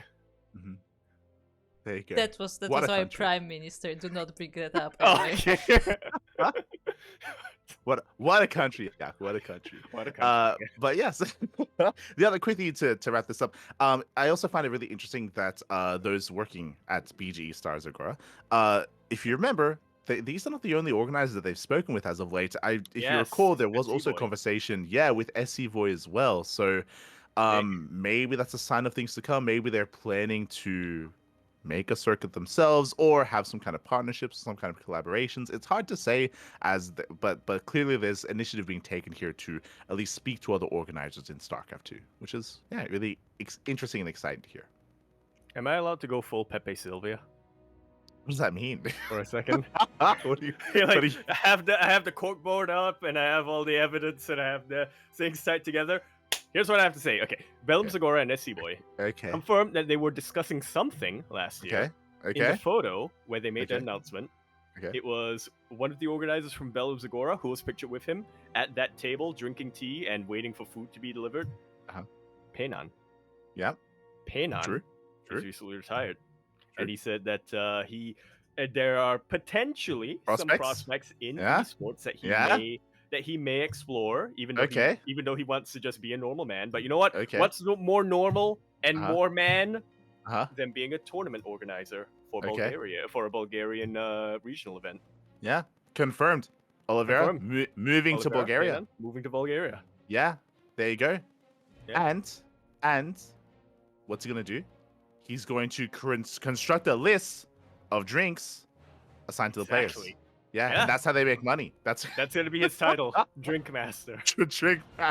drink master Oliveira. Let's go. Actually, they Let's just go. hiring him as like bartender and it's like Yo, I'm just saying, I can picture Oliveira in a suit In a suit behind with a the bow bar. tie, Mate, he would look with a suave. bow tie with Yeah. suspenders. Yeah. Yeah, He looks yeah, like- yeah. Have With you the ever seen shaker. the shaker, and he has like Mhm. the big block of ice, and he has Yep. the knife to like Yep. carve out. Yeah, you see the stuff. you see the videos. You've seen the ASMR videos. There you The go. Japanese bartenders, you know, you can Mhm. imagine him with like a his hair in like a Yeah. bun, and he grows out like a little mustache, you know. Exactly. He whips out a massive chunk of ice and he cuts down like a little Yeah. little He like takes, like, a diamond that he ninja puts sword, in. and he's Yeah. like, Oh god. There you go. That's Oliveira's future in esports. Confirmed. there Confirmed. we go, confirmed. Beautiful. As Peinan's cooking is all I have to say. mhm.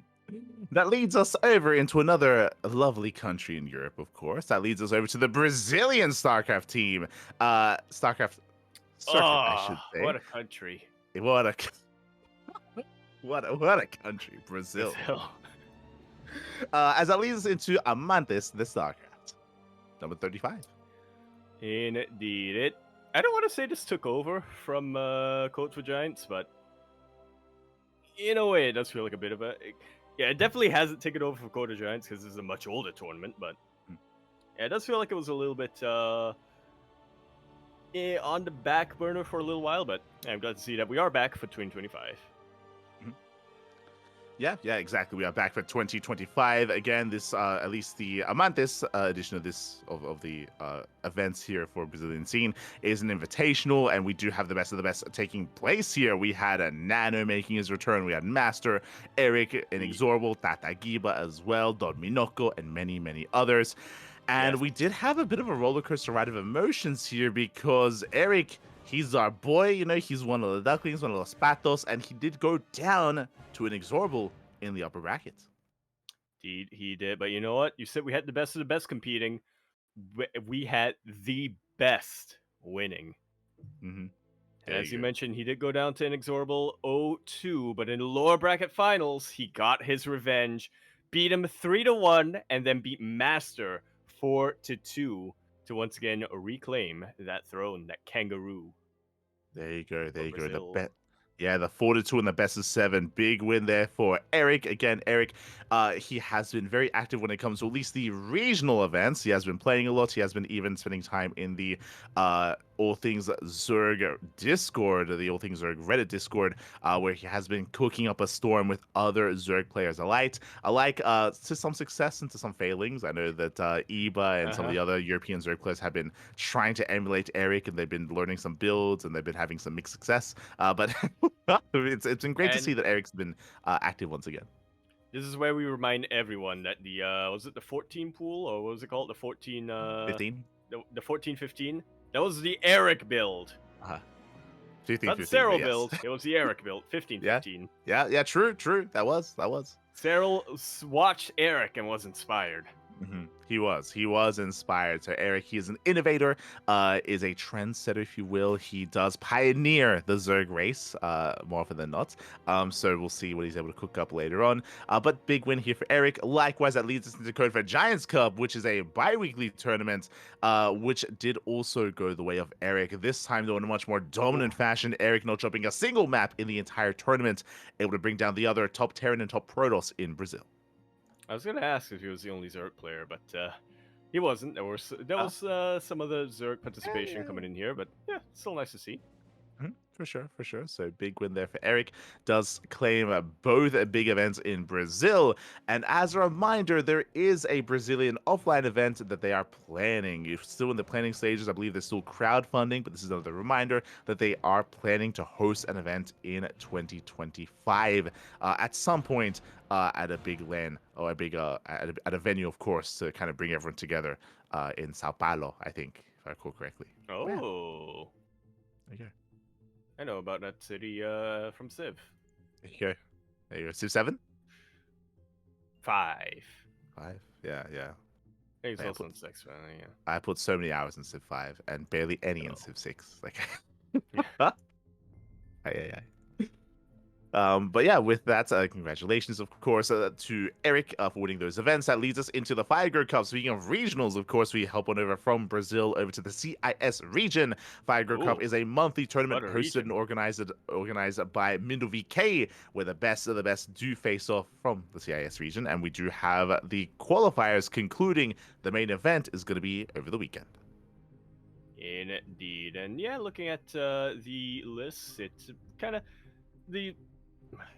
What was I gonna say? Looking at the qualifiers, it's the usual suspects that you would normally expect. I was wondering if this was weird, but your gasp makes me think that it not weird, I should say, but a little bit unusual. But your gasp confirms it for me, and I think I'm excited as well.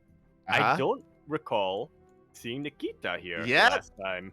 Let's go, Nikita, for the first time. Again, as you mentioned, for a lot of these events for Firegrow Cup, it's, the best of the best in CIS. But Skillus has been suspiciously absent. Maybe maybe like some scheduling issues, or maybe he just didn't know about the event in general. But Skillus has not been taking part. That will change this month. For Firegrow Cup number 6, Skillus is there, and he is going to be the big name to bring down. Indeed. Oh, man, we had a little bit of a story going these past couple of Firegrow Cups about how it was very much between, I believe it was Wayne and Young Yakov, I believe, were the two who kind of went back and forth. Now I feel like they have to team up to face a bigger threat in Skillus. Exactly. Alliances need to be formed, a conspiracy ensue as well, how to bring Skillus down, because he is now going to be the heavy favorite to win it all. We can obviously see some of these players contesting him and taking maps, but taking a series is going to be another thing entirely here. Now, we do have the group stages seeded. We have Skillus in Group A alongside Genie Machine, Milky Cow, Young Yakov, Replicant, and Power. Oh boy, and Skillus is again going to be favored to make it through. Yeah, I mean, there are 3 players going to be making it through, so have that group. I like Skillus' chances there, but as you just mentioned, those are some pretty heavy hitters. You have Young Yakov, who is a Firegrow Cup champion. You have Replicant, who was kind of a dark horse the last Firegrow Cup. Like, nobody expected him to make it to the playoffs, but he did somehow. Milky Cow hasn't been as active as he used to be, but he's still definitely a very, very good Terran player, and we do know that Skillus lately has been struggling a little bit when it comes to the PvT matchup. And then, of course, GG Machine, who hasn't really had this big breakthrough, but has very much consistently performed well in these regional tournaments. Yeah, exactly. Same with Power as well, where Power is also a regular in these events, and also has caused upsets in the past, is what I will say. True. So, yeah, there is definitely a little potential here, as you Especially mentioned. in Coming PvP. into this, yeah, some of the favorite players are going to be Skillus alongside Yang Yakov and alongside Milky Cow, is what I will say. The trifecta of those Ooh. three. But what I will say, if you Interesting remember, choice. there was an upset last month with Power. If you remember, Young Yakovin and Wayne, they were denied their finals rematch because Power had a crazy Power, upset and yep. he defeated Young Yakov in the first round of the playoffs last month. Yes, I was mixing up Replicant and Power again, so in my head. But yeah, a lot of upset potential here, and especially in the PvP matchup that is quite volatile. There's a universe out there. It's not likely, but I can absolutely see a universe out there where Skillus doesn't make it through. Obviously, I'm hoping he does make it through. Mhm. We're big Nikita fans here on the channel, but yeah, a lot of good players in that group. Oh, yeah. A lot of very good players. Meanwhile, we have Group B as well. We have Wayne, Rostock, Strange, Nikic, Nicorrect, and Shameless.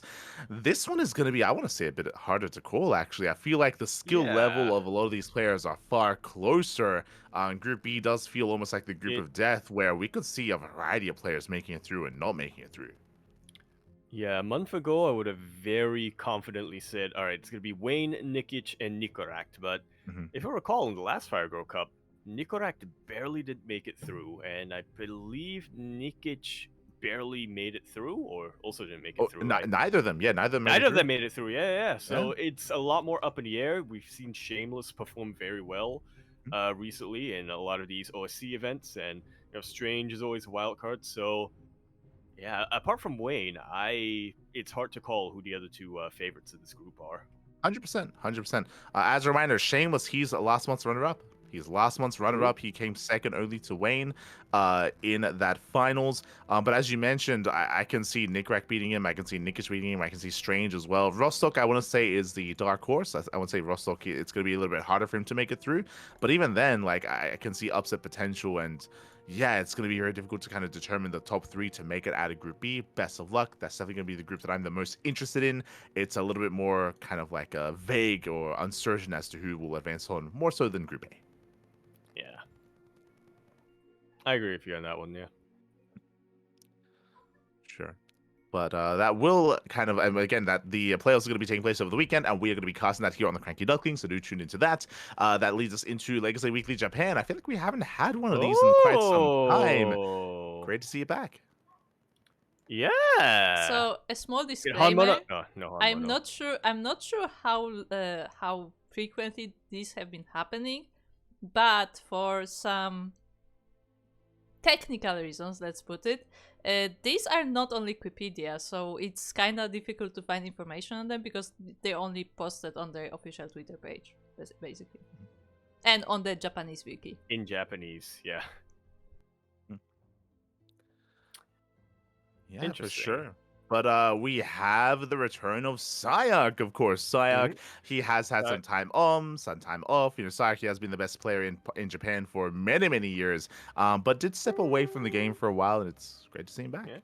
Usually, I think Hanmono has a claim to that title, but I'm not sure. I'm not sure if the rest of Japan are necessarily amenable to accepting that right now. I don't know if they want Hanmono to be their representative. I don't think anyone wants Hanmono. Is what I have to say. I don't think anyone wants that. But yeah, a lot of familiar faces coming in here. A couple of people who we used to cast way back in the day in OSC events, or no, I think even before we started casting OSC events, we would just see them in a couple of these Open Cups. Obviously, you mentioned Sayak, Vasarvania is another guy I remember. Akira, I remember in some of those Rest of Asia qualifiers. Never quite made it through, but you could always count on them to be very, very active. That's not our Crimson, is it? No, no, no, no, no. That's not ZF Crimson, or not No, no, ZF. no. Whatchamacallit? MF That, Crimson. that's not all made Ben. That's not all made Ben. That's a Dang different Ben. Yeah. Crimson, if you will.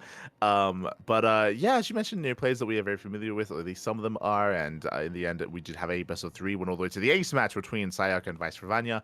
Great to see that occurring. In the end, Sayak to take the win, but great to see that there is competition between him and Vice Ravanya as well. And a shout out to the organizers of Legacy Weekly Japan, because this is a tournament that has been going on for a very long time. As you can see here, the 440th edition. That's more than it's more than a lot of the other cups, honestly. Yeah, Wow. yeah. Yeah, Ironically, also, like, it's- the next more than weekly Holy is already Moly, planned. it's more than- The brackets are already up in case anybody from Japan happens to be listening to us. And they also have a very Honmono.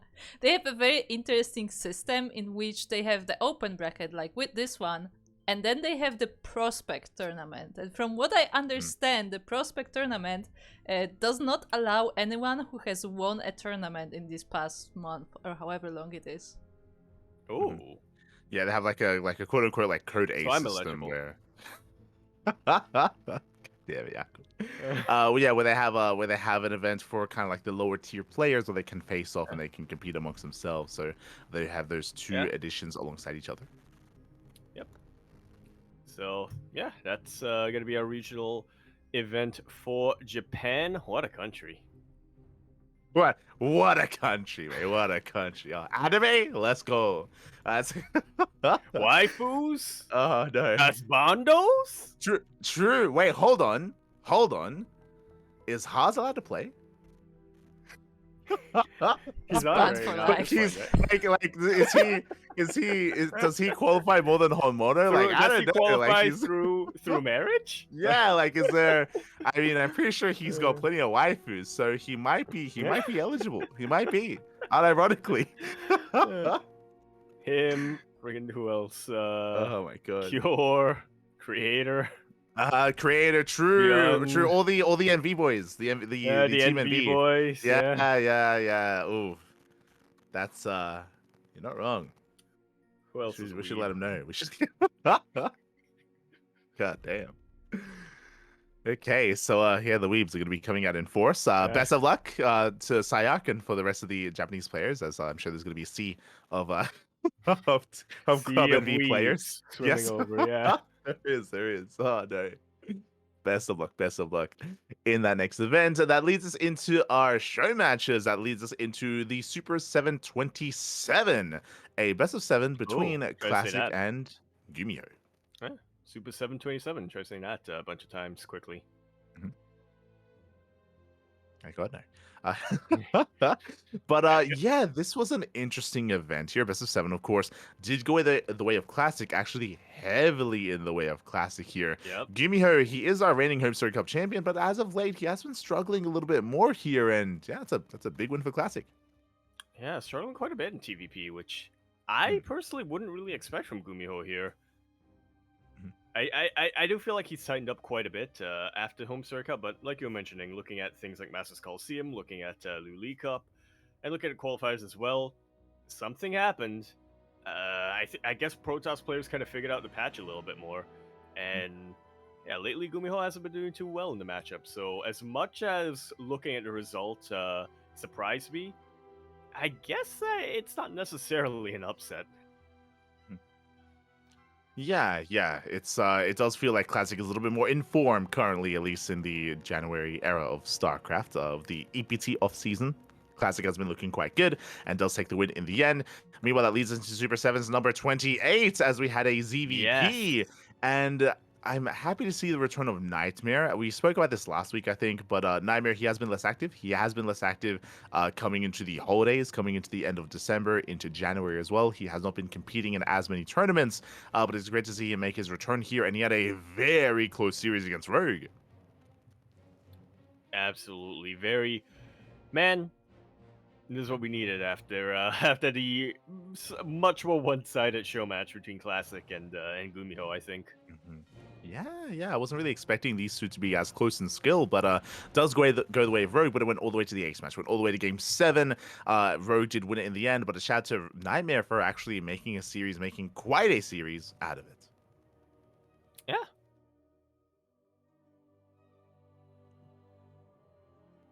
And so GG, well played. Congratulations to agree. Rogue.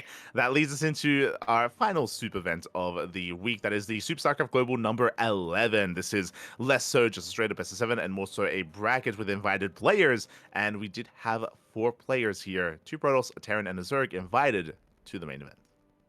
Indeed, we did. Bjorn, Zaun, Doc, and Hero were our participants, and I gotta tell you, Light, I feel a little bit robbed of a Bjorn versus Dark versus Hero best of 7, or also a Bjorn versus Dark best of 7. That would be beautiful. But yeah, I guess it's probably looking at the result. Maybe it is a good thing that that they played against each other early rather than the best of 7, because this was a dominant showing from Hero. Oh yeah, yeah. In both matches here, I mean, Hero, he is, I would say, the best player in the the best Protoss player in the world. Even not just offline, but online as well. Like Hero has been looking very good as of late. Yeah, I thought you were gonna say the best player in Korea, and honestly, right now, I don't think we can really dispute that. I think he has a very strong claim to being the best Korean player right now. Yeah, especially with, I mean, we'll get into Massive Coliseum, but especially with Maru's lackluster performance as of late. Definitely could make that claim. But yeah, Hero's looking very good, very strong as of late. 3-0's Dark, 4-1's Bjorn. I want to give praise to Bjorn though, because coming into a series against Zaun, honestly, I think I was favoring Zaun in that series. Zaun has been looking crazy good as of late.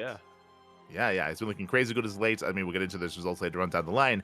But for Bjorn to get the 3-0 there does bode well for Bjorn fans. I know we've been seeing less of Bjorn as of late. I know a lot of people have been asking for Bjorn. He has been a little bit less active here in January, but despite that, it does 3-0 down. So GG, well played.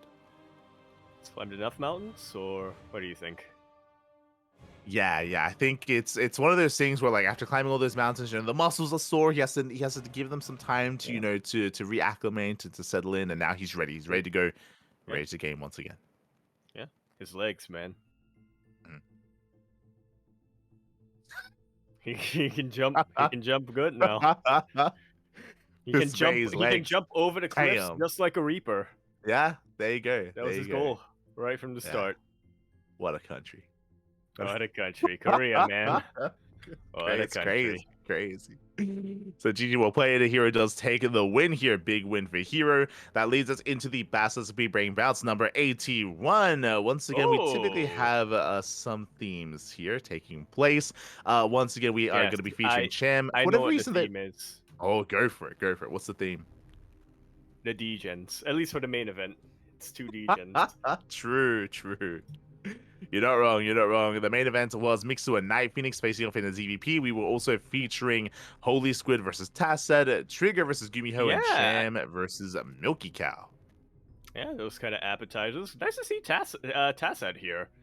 Participating in something. I know it was at the beginning of the year or towards the end of last year, where he did mention that, a lot of the uncertainty with EWC and, the fact that WTL was pulling out did mean that, one, it wasn't really financially. It didn't make a lot of sense financially for him to continue supporting, to pour so much money into the scene, and also it kind of demotivated him a little bit. But yeah, it is nice to see his name floating around once again here, even if it is in more of a amateur player capacity or fan capacity. For sure. So great to see him here as a competitor, as you mentioned.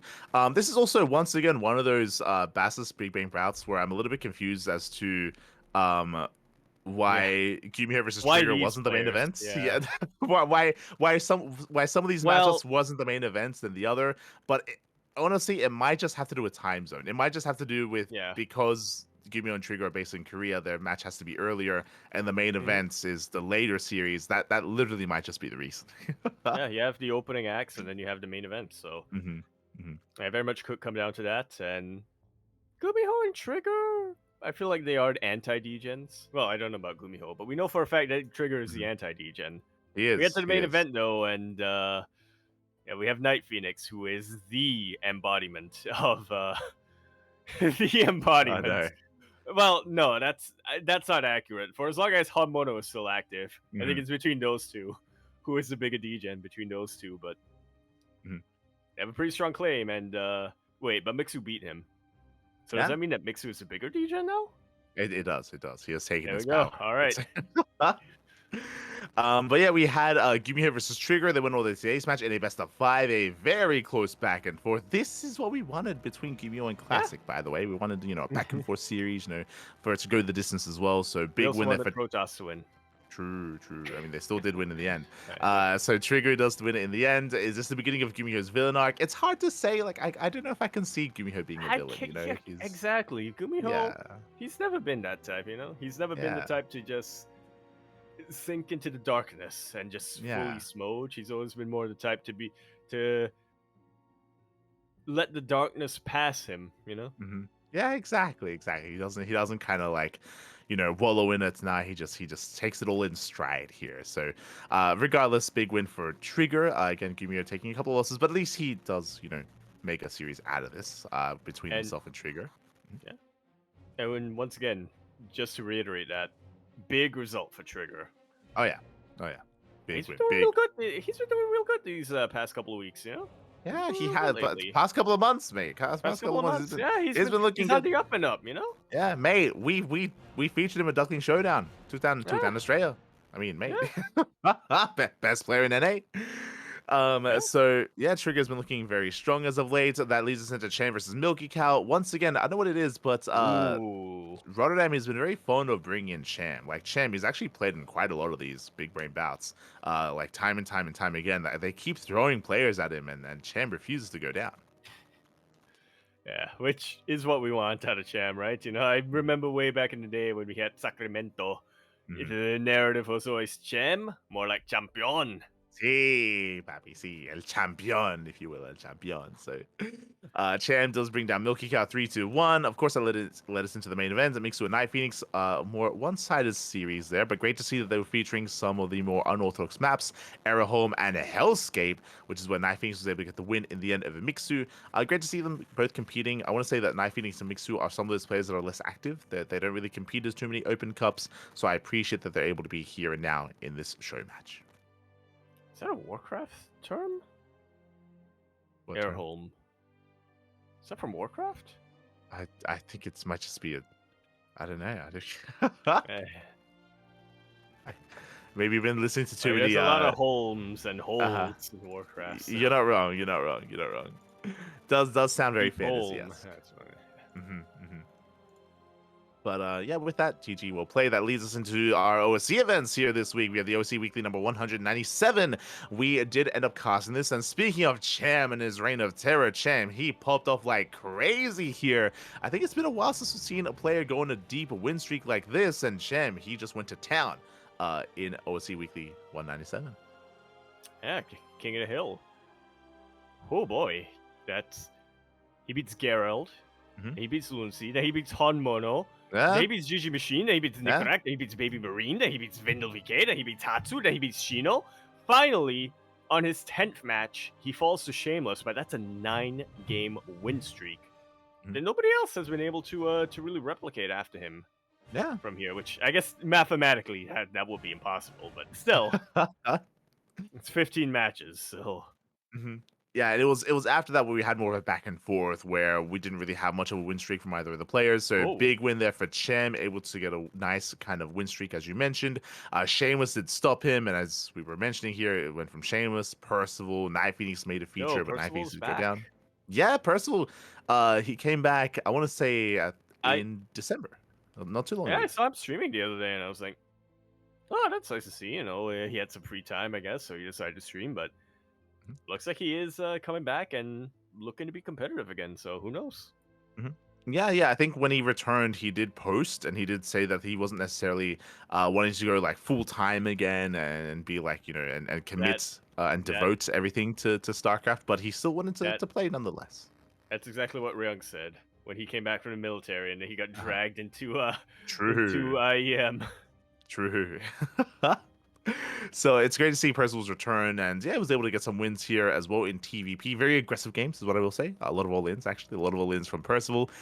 Did take it in the end. Did for Young Yakov, then to Jumi, then to Jumi once again as Iba did try to come back. Did have a fun match between himself and Jumi in a PvP. Yeah, a nice little mirror matchup. I will say Jumi should have played Zerg, but yeah, so it's a good Yeah, sounds like a fun match regardless. Oh yeah, yeah, fun match regardless. That leads us into the OC Championship number 12, where we have been slowly progressing through the brackets. The first 2 rounds have concluded. Skillus takes down Nickrak 3-0. Again, Skillus is one of the favorites to make a deep run in the tournament. Cure taking down Creator and Nightmare. We had Cristiano taking down Wayne. We had Clem taking down Shameless. Some more one-sided matches here in the second round of the upper half of the bracket. But that third round, though, mate, we got some big names facing against each other, and we have some classic matchups as well with the Polish on Polish action. Third. Yes, okay. Geralt versus Cristiano, yes. Yeah. Yeah. That's gonna be going down, and yeah, like you said, very dominant showings from our favorite players in the second round so far. So yeah, I don't think anybody's too surprised with that. But again, like you said, the third round's gonna be a lot more up in the air. I do favor Hero a little bit over Skillus, but I feel like, and I do favor Max Pack slightly over Cure, although I do think that there's a little bit of upset potential over there. Geralt very Cristiano though, that's very much up in the air, and every time I definitively say that Shin is gonna lose, he comes out and pulls out a massive wildcard build and gets a huge upset. So as much as I'm favoring Clem in that match, Shin has surprised me before. And then so I guess I should start giving him the benefit of the doubt there. Yeah. I mean, it's hard to bet against Clem because he is the reigning world champion. Like, like regardless of who it is, Clem is going to be favored. So I do think he's going to do well for himself there. But I do think that Shin can make a series out of that. So best of luck to both Shin and Clem. As you mentioned, here is a big name, Max Rex as well. But we have the bigger names facing against each other here in the third round. Bearing in mind that we have Beyond and Dark also waiting in the later rounds. So again, there's just some really, really solid matches that are coming up ahead of us here. Even though we have not really heard too much about these big offline events returning, there's still a lot of big online events that are taking place, like the OC Championship. And as always, every time we look at this racket in particular, we hope that the matches get underway soon, because otherwise we might not have Dark. We might not have Dark waiting in that upper bracket semi. Exactly. So hopefully we can get to those matches, by the end of March, maybe. I don't know. We'll see how long it takes to work through this bracket, as we have seen them take their time, especially in the previous mid-season playoffs. Regardless, best of luck to all those players coming into the Overseas Season Championship. That leads us into the Weekly Open Cups. That leads us into the Hub Cup number 4. Again, this is a bi-weekly event. It has become more of a regular event, I should say, as well. And we do feature a plethora of players. This is at a little bit of a more European-friendly time. Yeah, and as such, we had, I would say, a little bit of a foreshadowing of Liuli Cup in our finals here. Clem versus Skillus. Yeah. I mean, yeah, you're not wrong. Clan versus Skills. Hub Cup does feature a unique format in the sense it's double lim. It's a bi-weekly tournament, but it is double elimination, which is not really seen too often when it comes to the Open Cups. That does make it a little bit different from the others. And we did see a plethora of European competitors here. Clem did drop maps. He dropped the map to Skillus in the upper bracket finals and to Skillus in the grand finals as well. So Skillus, he definitely has it in him here to try to contest against Clem, but Clem is still the dominant force in the region, and there was no one that could really bring him down. Yeah, no max packs this time. Yeah, no max packs, which is a little bit of a surprise to see, but I might have just been trying to adjust the sleep schedule to actually play in Leo League Cup. Would not be surprised if that was the case. Yeah. Likewise, shout out to Jumi. Jumi took down Cristiano, and Jumi, he did actually take multiple games off of Skills as well. Yeah, took down Cristiano, took down multiple games from Skillus, as you mentioned, took down Geralt as well. He actually beat Cristiano twice in these brackets. So, yeah, Jumi, man, he's on the up and up. I'm telling you. Ever since his divorce, he's been looking great. I get what I was, I was gonna say the same thing, mate. It's one of those things where when you're in a toxic relationship, you don't really know how good life can be. Once you You like, never know you what you're shed away. capable of, you know? Exactly. Jimmy, now he has unlocked his full potential. He's cast aside those weighing him down, and now he can just spread his wings and fly. And mate, at least specifically in PvP, for him to defeat Cristiano, Geralt, Cristiano again, force skills to the ace match multiple times. He was able to defeat Eba, of course, in OSC King of the Hill. Like, it's big wins here in PvP. Like, it feels like it's becoming a bit of his, maybe even a speciality for him. Yeah. PvP sniper, yeah. Yeah, there you go. So GG will play. Congratulations to Clem, of course, for becoming our champion. Skills for second place and Jimmy for third. That leads us into something a little bit different. That leads us into the Star Serpent Spring Cup, an event that is focused on the Chinese region, but a Ooh, tournament name that I have what a not seen country. before. As it looks like it is specifically more of like a Year of the Yes, Snake event. it is. And I think it's very fitting. You know why? Mhm. Uh-huh. Because if you look at the abbreviation, it's Uh-huh. I very like how fitting. that's what Year of the your Snake. brain immediately. I was gonna At the say end. yes, the SSSC. There we go. SSC. So again, it is to commemorate the year of the snake here for Lunar New Year, or for the beginning of the year here Oh, in right, that's next 2025. week. Forgot about that. Yeah, it is coming up. And in the end, we did have a Cassie taking down Who? Oriana 2-0 and becoming the champion. That's Oriana. Oriana in the semis.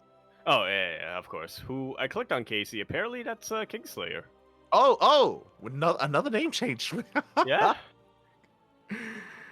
Okay, not the first, by the way. He used to be Eternity before that, which we did Yeah. cast him as Eternity, then into Kingslayer, and then a name change once again. I'm a little bit confused as to why, but sure, I guess now he's Cassie. Yeah. Or Casey. Oh, named after the calculators. Uh-huh. There you I'm go. pretty sure that's Cassia. Yeah, cool. You're right. Oh, you can't see it. It doesn't show up. There you go. There you go. Beautiful. Big fan of Kingslayer. Yeah, Casey, Casey, I guess. Yeah, does take the win here. I mean, Kingslayer now, Yeah. I was gonna say like crazy upset, like the name out of nowhere, but it's like, oh, it's Kingslayer. Oh, that makes sense. Yeah. There you go. Makes a lot of sense. As always, we always appreciate the names that we see over here in the Chinese scene. Raiko was the player that he beat. He got the legendary, Oh, Entei. the lightning type. There should be an Entei, and then there should be a Suicune. Yeah. And a Celebi. Oh, but which rate? Because we already have Raiko playing Steel. Mm. No, playing Terran. Which I was gonna say makes sense because lightning, electric Yeah. type, and Terran makes sense. Yeah. I guess electric type would make more sense than Protoss, but just It would. move past it. Okay, it's fine. Entei needs to Pokemon. play Zerg, I think. Catch 'em all. Catch 'em all. Actually, Suicune should be the Terran player, and then, it should, because it's blue. and then Raiko Yeah. should be the Protoss player. But Yeah, we should tell him to change his name. or It's his because race. yeah. Apparently, you can just change it. Kingslayer did, so why can't Raiko? Yeah. Kingslayer did. Wayne did. Mhm. People just be name changing left. Who and was right. also Rattata, by Time the way. did. Yeah. Who was also Rattata? True. He was. I was gonna say Special did, but technically Special wasn't named after a Pokemon. It was his name was I love Altaria. It wasn't just Altaria. There you go. So we need more Pokemon names, and we need to get 6 of them in a team, and then we need the manager to like pose with them. He does. Needs to catch them in his balls. Needs to catch them all. With that, also again, congratulations to Kingslayer. Again, more of a one-off event for those who are unaware. Kingslayer, he has been an up-and-comer in the Chinese scene for quite some time. We have cast him plenty of times, and he's an amazing player in his own right. So congratulations. That leads us into the Wardy TV Monday number 19, where we have the beginning of our plethora of weekly events. This is another example of, this wasn't placed in the Reddit thread because the Reddit thread was older, but we had literally one Zerg player in this tournament. Shout out to Shin. I mean, Uh-huh. Loco covered it. Loco covered it in his video Yeah, because he yeah. made it quite a bit after that Mhm. thread was posted. But yeah, Sure. shout out to Shin. He's stepping in. He's filling Dark's shoes. He Dark, is. he's going to the military. Shin, he's going over to Dark's house every day Yep. to make sure that his family is taken care of. Mhm. What? what are you talking? What does that mean? What are you talking about? There you go. There you go. Shin. Yeah. He's there for Shin. you. He's always there for you. Whenever you need your shoes filled, whenever you need somebody to do your job when you can't, Shin is there. There you go. Shin, he is there. It did go down in the quarterfinals. And we did have our I disavow it. Yeah, never mind then. Did have our plethora of PvPs coming in here. Of course, Hero takes down Cure. He went up against Classic in the semifinals. Did bring him down, win all the ace match, and then he went up against MaxPax, a best of 5 in the finals. MaxPax, by the way, I glossed over it, did take down Clem in the semis. Big win for MaxPax, taking down Clem and Hero in this weekly tournament. Yeah. Yeah, not just beating him, not just beating Clem, but beating him 2-0. Yo, Gumiho took a map off of MaxPax. Yeah. What does that mean? Trigger? Wow. Trigger confirmed? Trigger. Yeah. Yeah. Was that? Yep. You know what's sad looking at this bracket though? Mhm. We could have had a Jumi champion. We could have. We If could you have. didn't Yeah, I was gonna forfeit say, in the hold first on a round. moment. Hold on a moment. Why is the Jumi forfeiting day? Yeah, exactly. We were praising Jimmy's PvP and then he forfeited. Well, why? Why did he forfeit here against MaxPax? What would be the reason? Unless Same person? he is MaxPax. Confirmed? That would explain it. That would We explain finally know what MaxPax looks like? it. I would explain why Have MaxPax you- was able to take down Clem 2-0. Yeah. It's gonna be Jimmy. Yeah. Have you ever seen the two of them in the same room? Think about it. Think about it. I believe the last time I watched Jumi's stream, I saw like there was a crown in the background that if you zoomed in, it said property of the King of Denmark. So Yeah. What happened? Did he steal it or is it his? well, it's not his yet. It's his in a couple of years There you go. There you go. when he succeeds. You Exactly. So Father.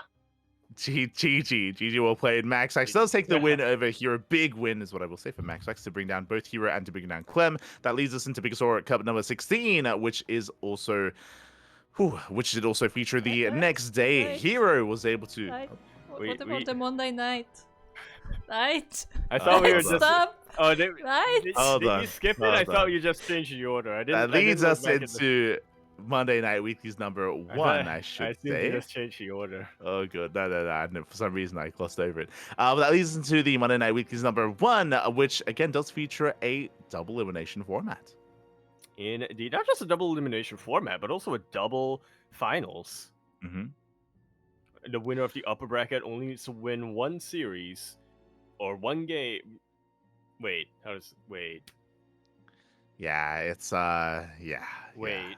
That was the no. best of 1. I remember how it works.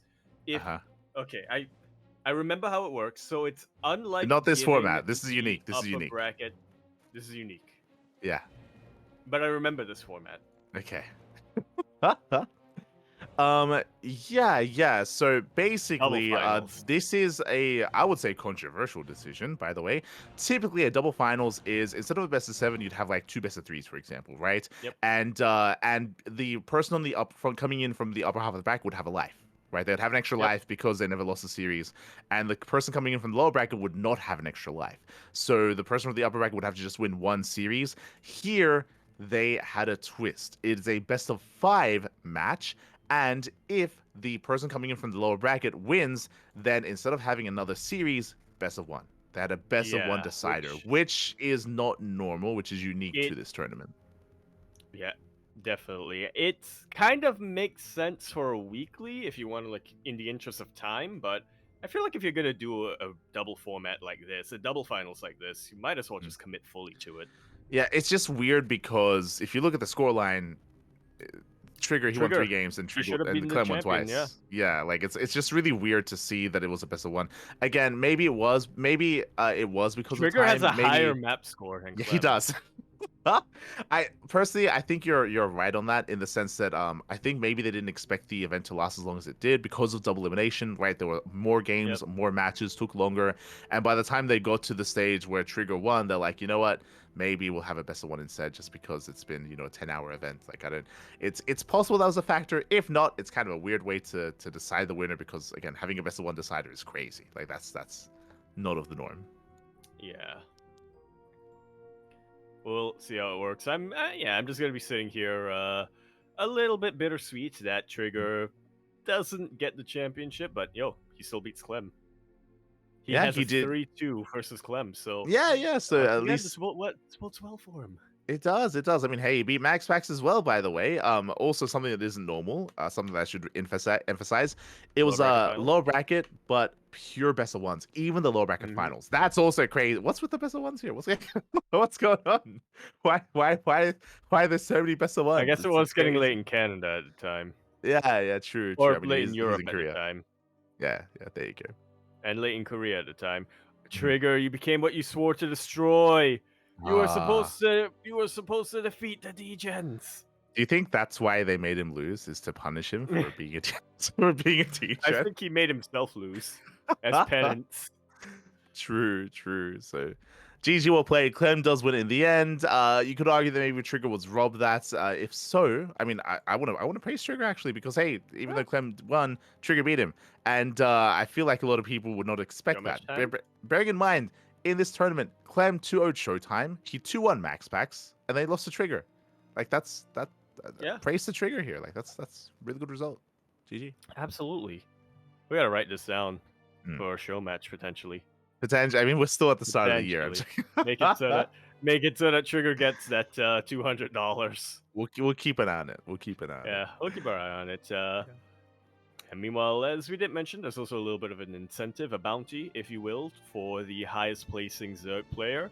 It is still to be determined right now, as currently for this tournament, it's tied between Mixu and Fijant. So, because there was a tie and that wasn't resolved like during the tournament, I believe it's just moved to the next event and they figure out what to do with it. They'll figure it bounty. out. They'll figure it out. Yeah. That bounty gets increased. Ooh, Oh, there you man, go. Double it. Watch people tie every week for like 10 weeks until the bounty gets higher than the actual first place prize, and then you see someone win it.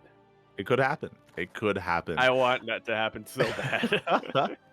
Merely hours later, that was when the Pegasaur Pegasaur Cup number 16 did take place.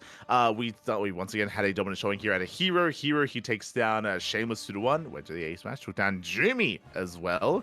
Big win there for Hero, and then he had a finals between himself and Shin.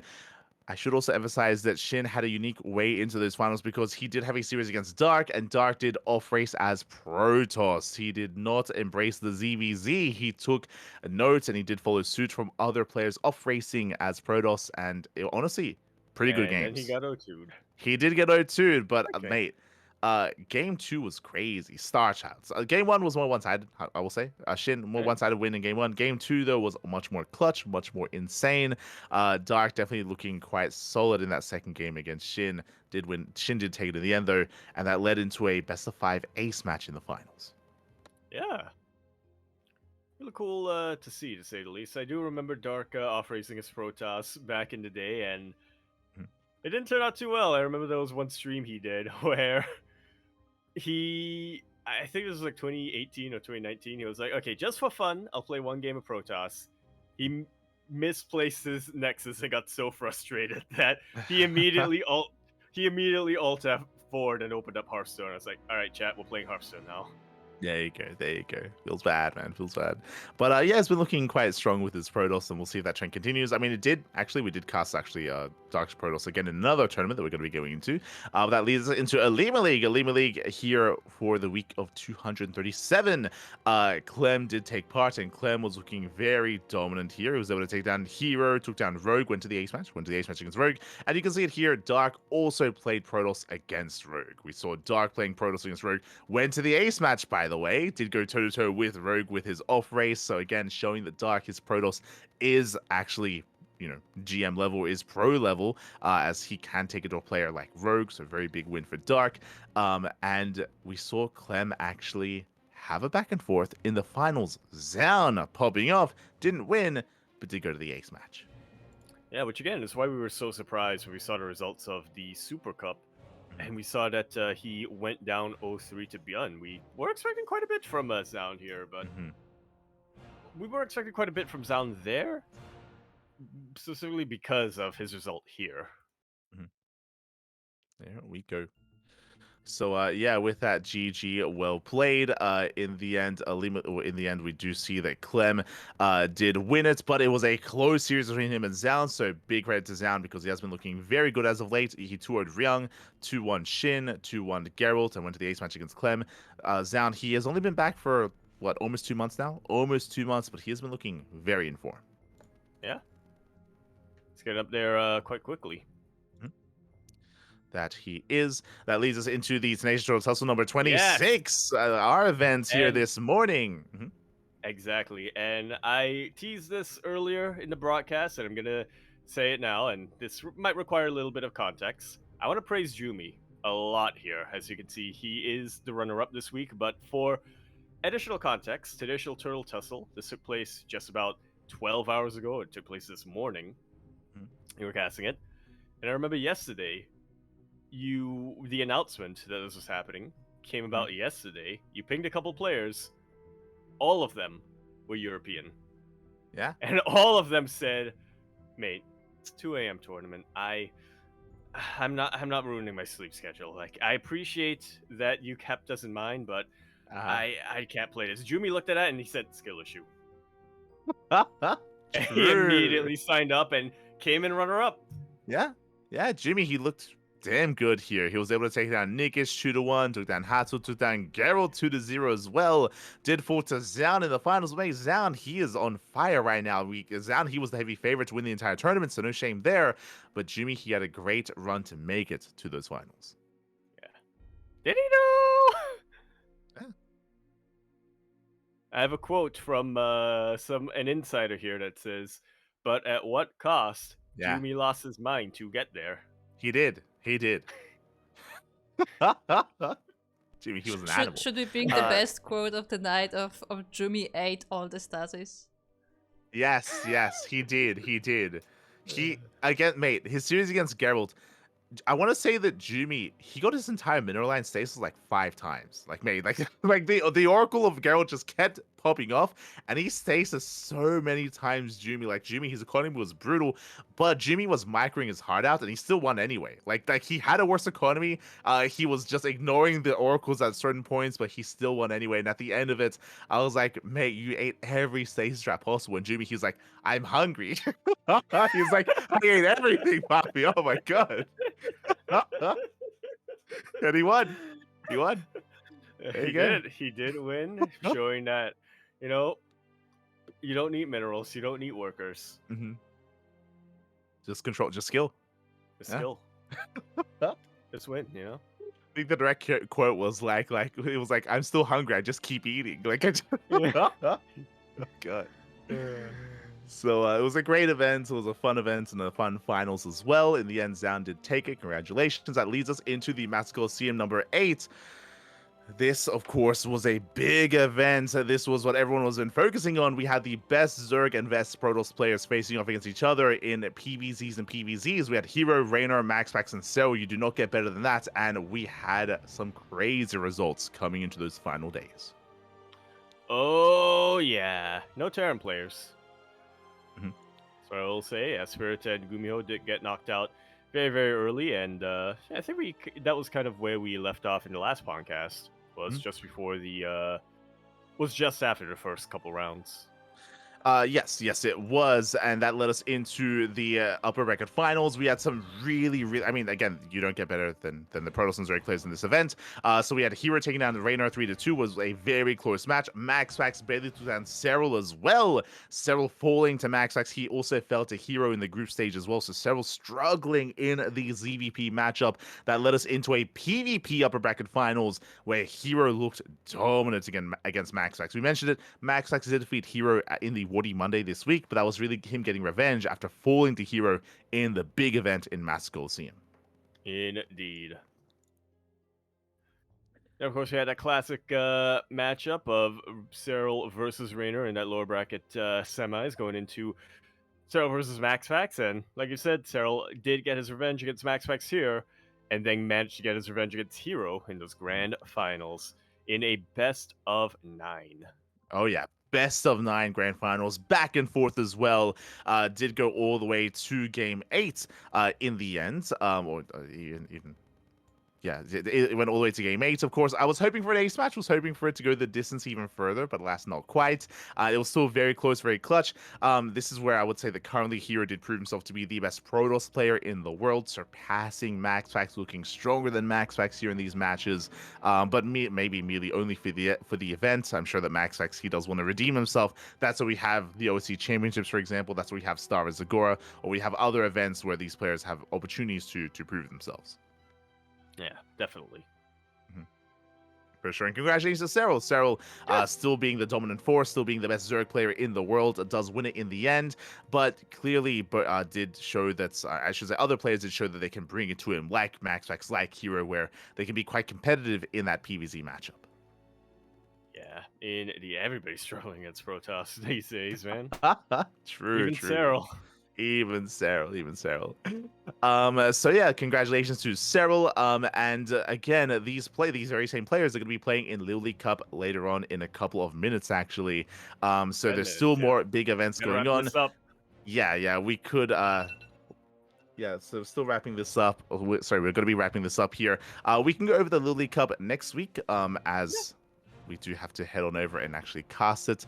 And I'm sure there's more to talk about here. Next time, we shouldn't be constrained by a schedule. Next week, we should be a little bit more free, so we'll be able to actually delve a little more in depth into all these other events. Before they reschedule the finals. And it's True. Yeah. True. But yeah, well, we're not going to get too much into this. I'm just going to say, Skills is still in this. I'm still pulling out hope for Nikita. Oh, yeah, exactly. We'll be catching up with Little League Cup next time. We'll be catching up with all the other events next time as well. As a quick reminder, TLMC, Team Liquid Map Contest, a couple of days away from wrapping up. Yeah, 5 days left, so make sure you submit your maps for TLMC. Otherwise, thank you so much for tuning in. Thanks for watching. We do have to head off here and now as we are about to go live with Little League Cup.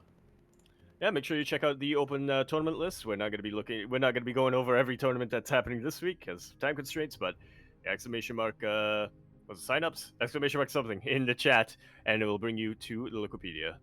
Yeah. And with that, thank you so much for watching. Thanks so much for tuning in. Again, we apologize for cutting this short, but we do have a cast in 9 minutes time, and I have not eaten at all today. So thanks for tuning in, and we'll see you guys in 9 minutes with Little League Cup. Bye. Ciao.